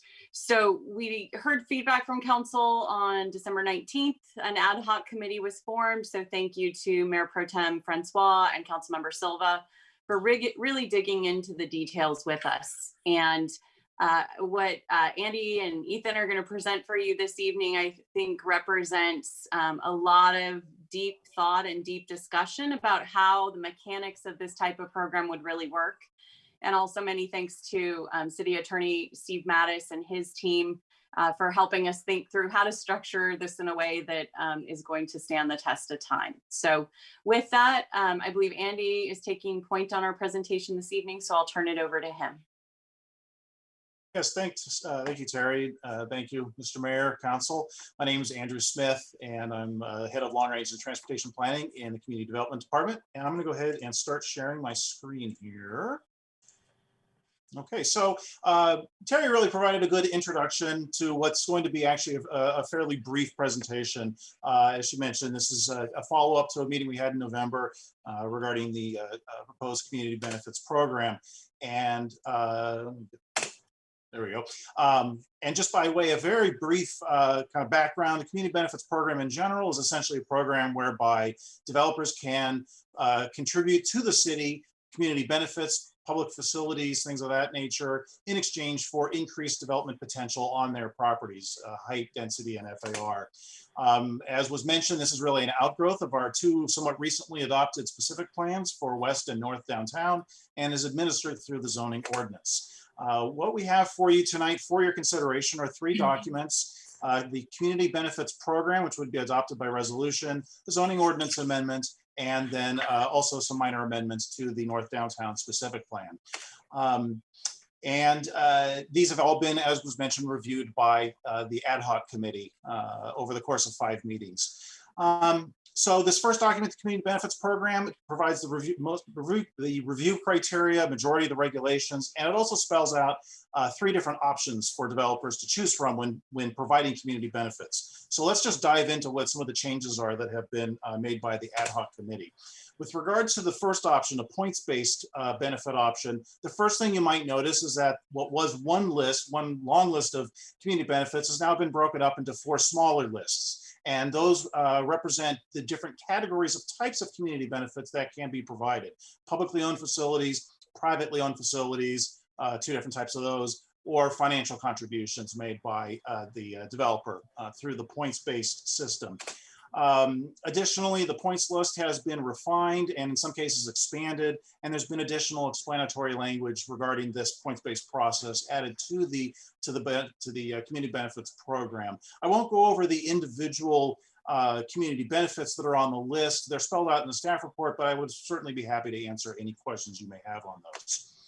Moving on to the second option, the site-specific benefits option. You may recall that in November, there was a list of larger projects where a developer, if they were to provide one of those benefits, they could get potentially the maximum amount of bonus of additional height, density, and FAR.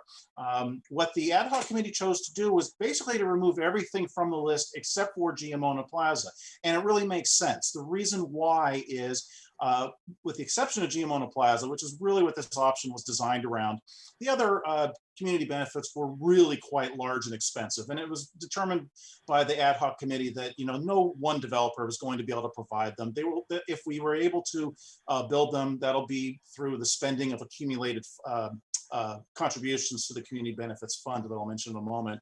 So it was decided to take those off the list. And then the one exception was the North Downtown new car shared inventory facility that the committee found a way to make it work in the points-based system. And so they moved it to the points-based list, keeping it simple for the developers. The third option is the flexible benefits option. This is kind of the negotiation-based option that goes to the city council. The primary change made to that was that there was some language added in the benefits program to basically say that a developer could take advantage of, or could use the flexible benefits option if they wanted to request a specific earmark for their financial contribution. Under the points-based system, there's an option for making a financial contribution, but the developer has no say in how that money is spent. It's completely at the discretion of the city council.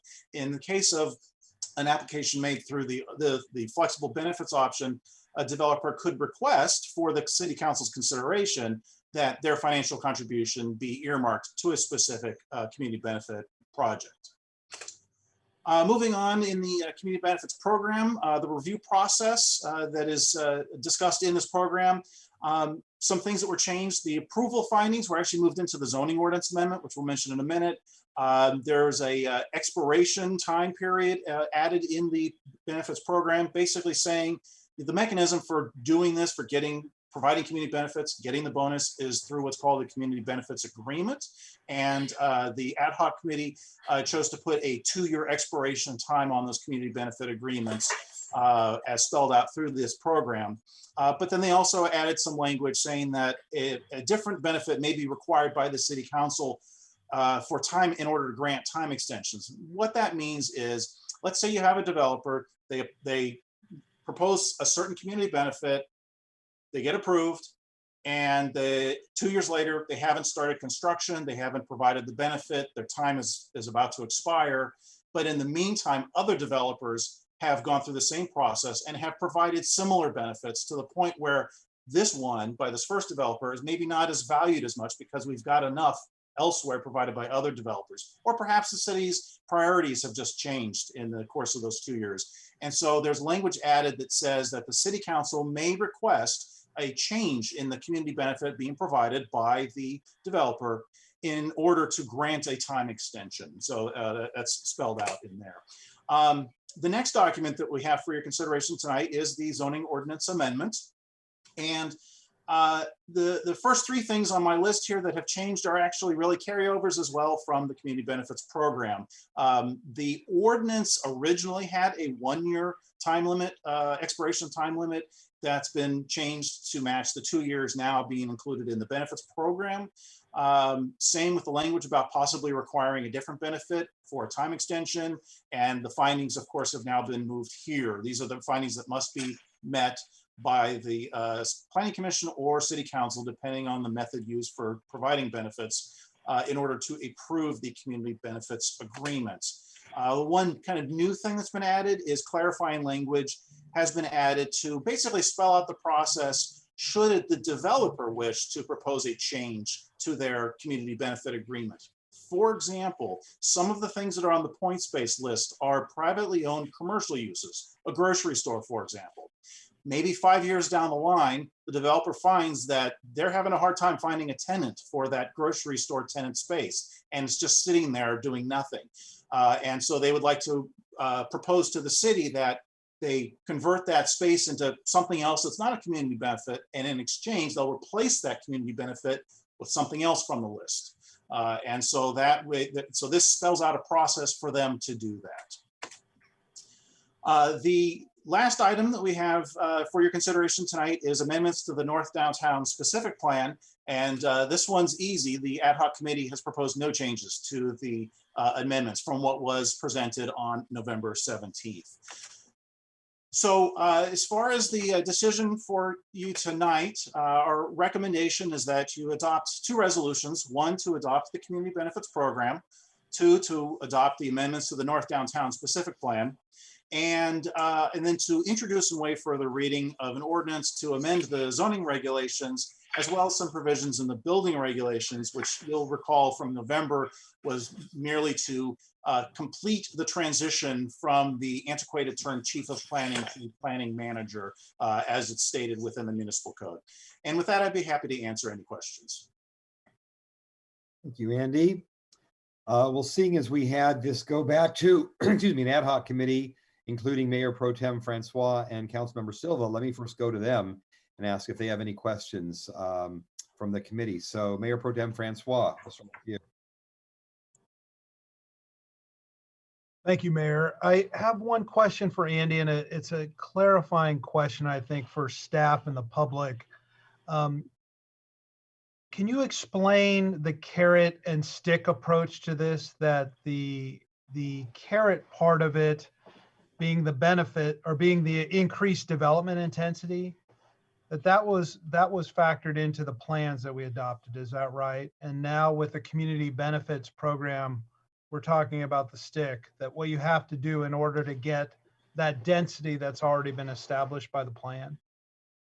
Yes, certainly. So the community benefits program was definitely built into those two plans. And in fact, it's a major implementation tool for both plans. To be perfectly honest with you, we won't be able to achieve the goals of either of those specific plans without a community benefits program, because we won't be able to build all those facilities that are planned for with just general fund revenues and the like alone. Basically, this is, I use the term, win-win situation in one of the earlier slides, but we really do see it as that. This is something where the developer, they're providing something kind of extra over and above, and then the city's providing something extra over and above. In fact, some cases literally above additional height, but always under Measure A. I always have to remember to say, this does not exceed Measure A. Andy, thank you. And just to follow up then, so the increased density, height, FAR, that was all included in the plans and the environmental documents that were adopted a couple of years ago now? Yes. And now we're talking about the benefits, the community or public benefits that a developer has to provide in order to get that increased density that was factored into those plans. Yes, what we're doing is we're finding the lists that were included in both specific plans as part of the public participation process and the creation of those plans. There were actually draft lists or lists of potential community benefits created for each of the two plan areas. And those were used as the basis for the lists contained in the program before you tonight. Perfect. Thank you. That was my only question right now, Mayor. Thank you. All right, let's move on to Councilmember Silva. Well, first of all, I'm going to say thank you to staff, because when you basically turned and said, just do the Mayor Pro Tem or Councilmember Silva have questions, I'm sure staff went, oh, no, don't let Councilmember Silva ask him one more question. All right, but I do have a few only for clarifying purposes, the same way the Mayor Pro Tem did.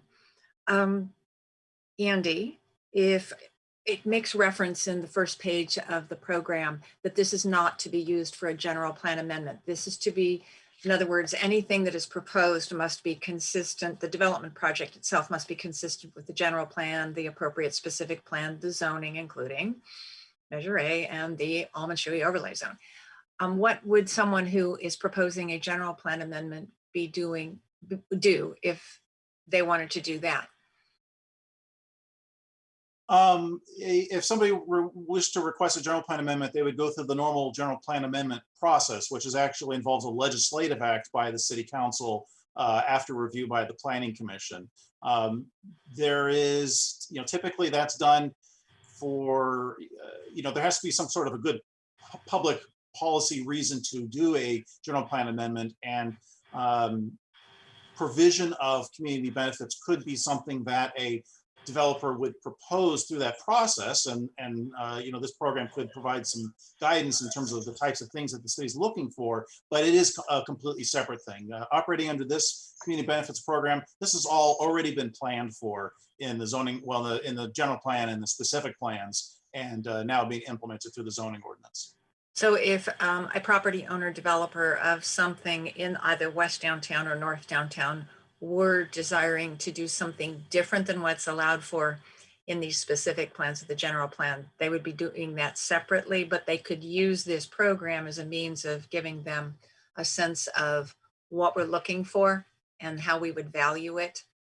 Yes. Discussions. Okay. The could you explain, ordinarily our entitlements have a 1-year expiration date on them, but why did we decide to go to 2 years for these?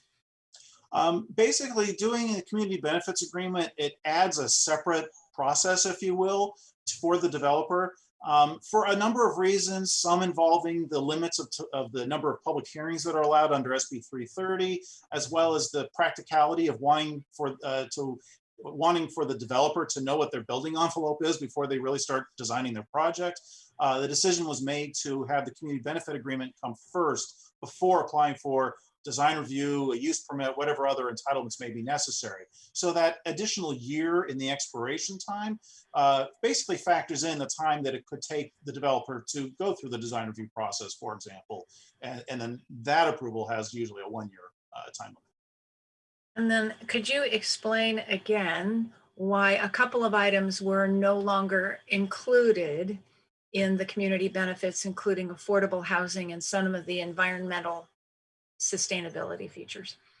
So the affordable housing, that's something where state law has really gone over and above anything that we could do or would be doing. There's a whole series of density bonus regulations that are contained in state law that basically provide a whole, like a parallel process and a parallel set of benefits, or development bonuses, I should say, for developers wishing to provide affordable housing. And the decision was made is, you know, if we included affordable housing in this program, first of all, developers could wind up double counting, providing, you know, one set of affordable housing, but then getting 2 sets of bonuses, one under the local rules and one under state law. And so that just didn't seem fair. But then also we would, you know, staff felt that it was likely we would really only see affordable housing rather than everything that is necessary to successfully build and sustain a community and to achieve the vision of those 2 plan areas. And the sustainability features. Oh, yes, I apologize. Green building features. Yes, very important. So that's something that, 2 answers. One is that a lot of the green building features are, and on a quickening pace, becoming just mandatory under building code. But then as well, there are additional efforts that are happening through our climate and sustainability action plan. And we're actually, CD staff is working on updating that. And so that again is kind of like a separate parallel thing. Thank you. And thank you for the opportunity to ask you a few more questions. Thank you. Thank you, Cindy. Yes, Luella. Thank you, Mayor, and nice to see you, Andy, and thank you. I have really more basic questions, so I wish you'd let me go first. How many other cities have similar programs of community benefits? I'd like to think we're a leader. Are we? Is that kind of naive? No, it is not naive. I hope I didn't get caught in a double negative there. I think it is safe to say that we are somewhat of a leader in this realm, particularly as far as suburban cities go. I don't have an exact number of cities that have programs like these. I can tell you that they are few in number. In the Bay Area, there's Emeryville, Mountain View, Redwood City, and I'm sure I'm forgetting a few. And they were pretty close on their coattails, really. I reviewed those programs. It's part of my work feeding into the creation of this program, as well as actually just talking with their staff and seeing what worked and what didn't work. Good, thank you. The second question is really, I had never heard the term upper scale. So I had no idea what anybody was talking about that. Would you please explain? I got somebody to explain it to me. But would you please explain that to like other people who might not know? Certainly. So that is actually an industry term. It's, in fact, I looked it up. It was the Smith something Travel Industry Association, something or another term. Those are other Smiths. I can tell you that this Smith would never name something upper upscale. But basically, it's a class, if you will, of hotels in terms of amenities and general qualities. You could kind of think of it as akin to, say, a 4-star hotel versus a three-star hotel, but this is the terminology that the industry actually uses. And it's based on, like I said, amenities and overall quality. Upper upscale,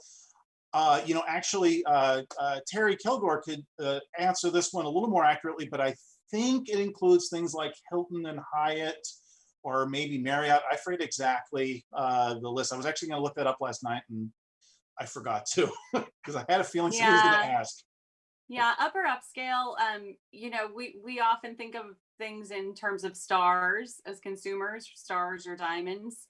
But the industry who develops hotels thinks about it differently. And so they have their own terminology. So upper upscale is equivalent about to a 4-star or above. And it is about the amenities provided. And it also addresses room service and restaurant facilities. So it's that kind of full service type of experience that you're used to at a high-end Marriott and above. Thank you. And I think my last question is, I'm a little bit confused.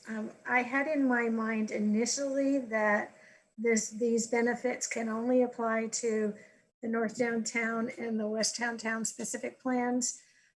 I am now under the impression that if I'm outside of those areas, there are other already existing kind of general guidelines, like the general plan and things like that. Does this apply to anywhere in the city as long as it meets the hierarchy of plans that apply to that area? And if I were better at naming things, I would give you an example, but I can't think of anything. If anybody, Cindy Silva, if you can think of an area that isn't covered by a general plan, I would be happy for an example. Locust Mount Diablo specific plan. So to answer your question, this program would only apply, and these regulations would only apply to properties within the North and West Downtown specific plan areas. However, it is possible that the community benefits being provided could be located anywhere in the city, depending on the what's being proposed. I'm done. Thank you very much. Thank you. Councilmember Haskew, I would just add to that is in part because in the North Downtown and the West Down specific plans, you actually have already provided for the possibility of the additional density height FAR in those specific districts. So in theory, the program could be expanded if the council adopts new specific plans that have similar language. But right now it's those two areas because the adopted specific plans already provide for this opportunity. Okay.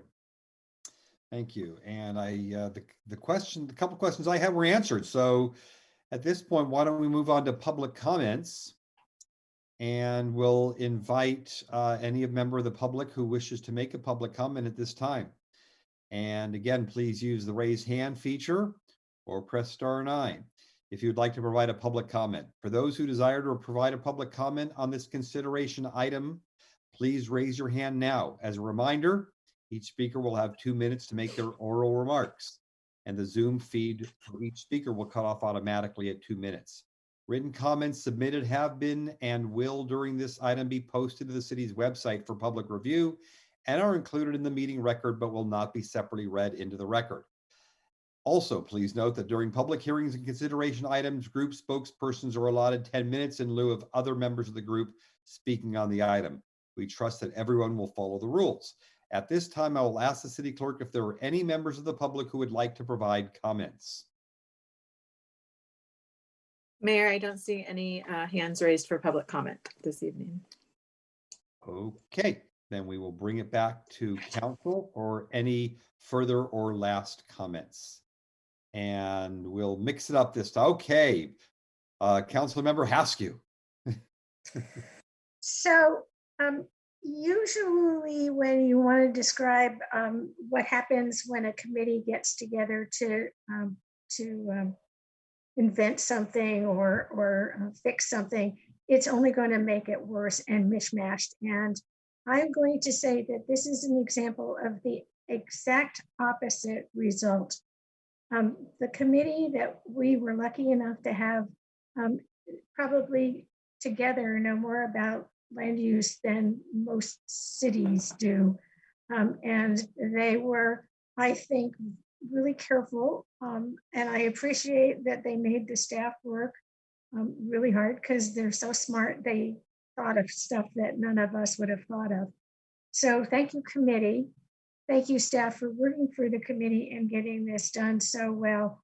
I was really impressed, and I actually think we're opening the door to make Walnut Creek a much more attractive place and for developers who are going to try and come in and fulfill our vision for a better Walnut Creek. So thank you for your efforts, and I really appreciate everything you've done to fix it.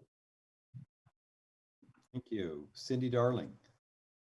Well, thank you guys. And just Terry, just so you get a sense of we're all in COVID time, this was actually before the council on November 17th, before I was even there. So you guys have been off working on this. It was interesting when I was looking at it. In all my years working with development, developers always want absolute certainty, and then they want an exception to the certainty for their project. So I think you guys have done a good job balancing flexibility and certainty here. And you've got your A team as far as details and land use planning coming up with it. So I think you guys have done a great job at getting that balance between flexibility and certainty and thinking through all the details. So I'm prepared to support this. Terrific, thank you. And let's go to Mayor Pro Tem Francois. I appreciate the kind words from our colleagues. It really was, it was fun. It was a pleasure. And it was definitely a team effort. And it was fun working with Councilmember Silva. I appreciate the city attorney and Terry and Andy and Ethan.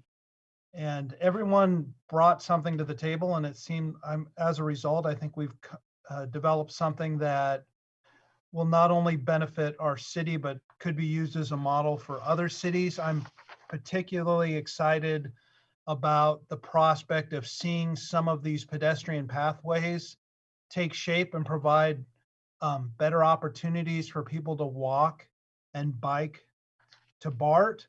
I'm excited about the prospect of the Giamona Plaza becoming a reality at some point in the future. And then just also, you know, the other concepts that we worked in there, trying to be realistic from an economic standpoint about the upper class hotels and neighborhood grocery stores and the changing dynamic that happens there, and what happens if a grocery store goes out of business.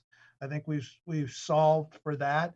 And then having this concept of community benefit funds that can be used for items like, not the whole thing, but rebuilding the Clark Swim Center or our desperately needed community center. So I think this is going to be a real benefit for residents and for the city.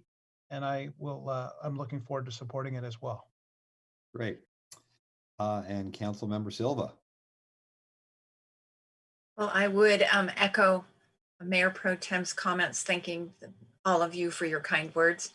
It was really fun to actually take the great work that was there and kind of drill it down a little bit to see, well, wait a minute, what if? It was really exceptional to have a land use attorney on the team vis-a-vis Matt, who could say, oh, I've had a client, or one of my partners has a client that, you know, is struggling with this in XYZ city, and really having to figure out how do we avoid the pitfalls that others have inadvertently not thought about? And what I really think this reflects is what Councilmember Darling said, which is exactly what the developers came to us and said 3 years ago, 4 years ago now almost. We want flexibility. We want to be able to make a choice, and we want certainty about what you want, what options, how you value it, and how to get through it. And this, if you don't like the ones we gave you for certain, then you're in the flexibility path. And if you want something for certain, you're in the points-based solution, which is perfect. And so I know that was a lot of work to get it to where we worked on it, and it was fun. And thank you to all the staff that worked on it. Thank you. And I'll echo that. Thank you to the staff and to the council who provided input.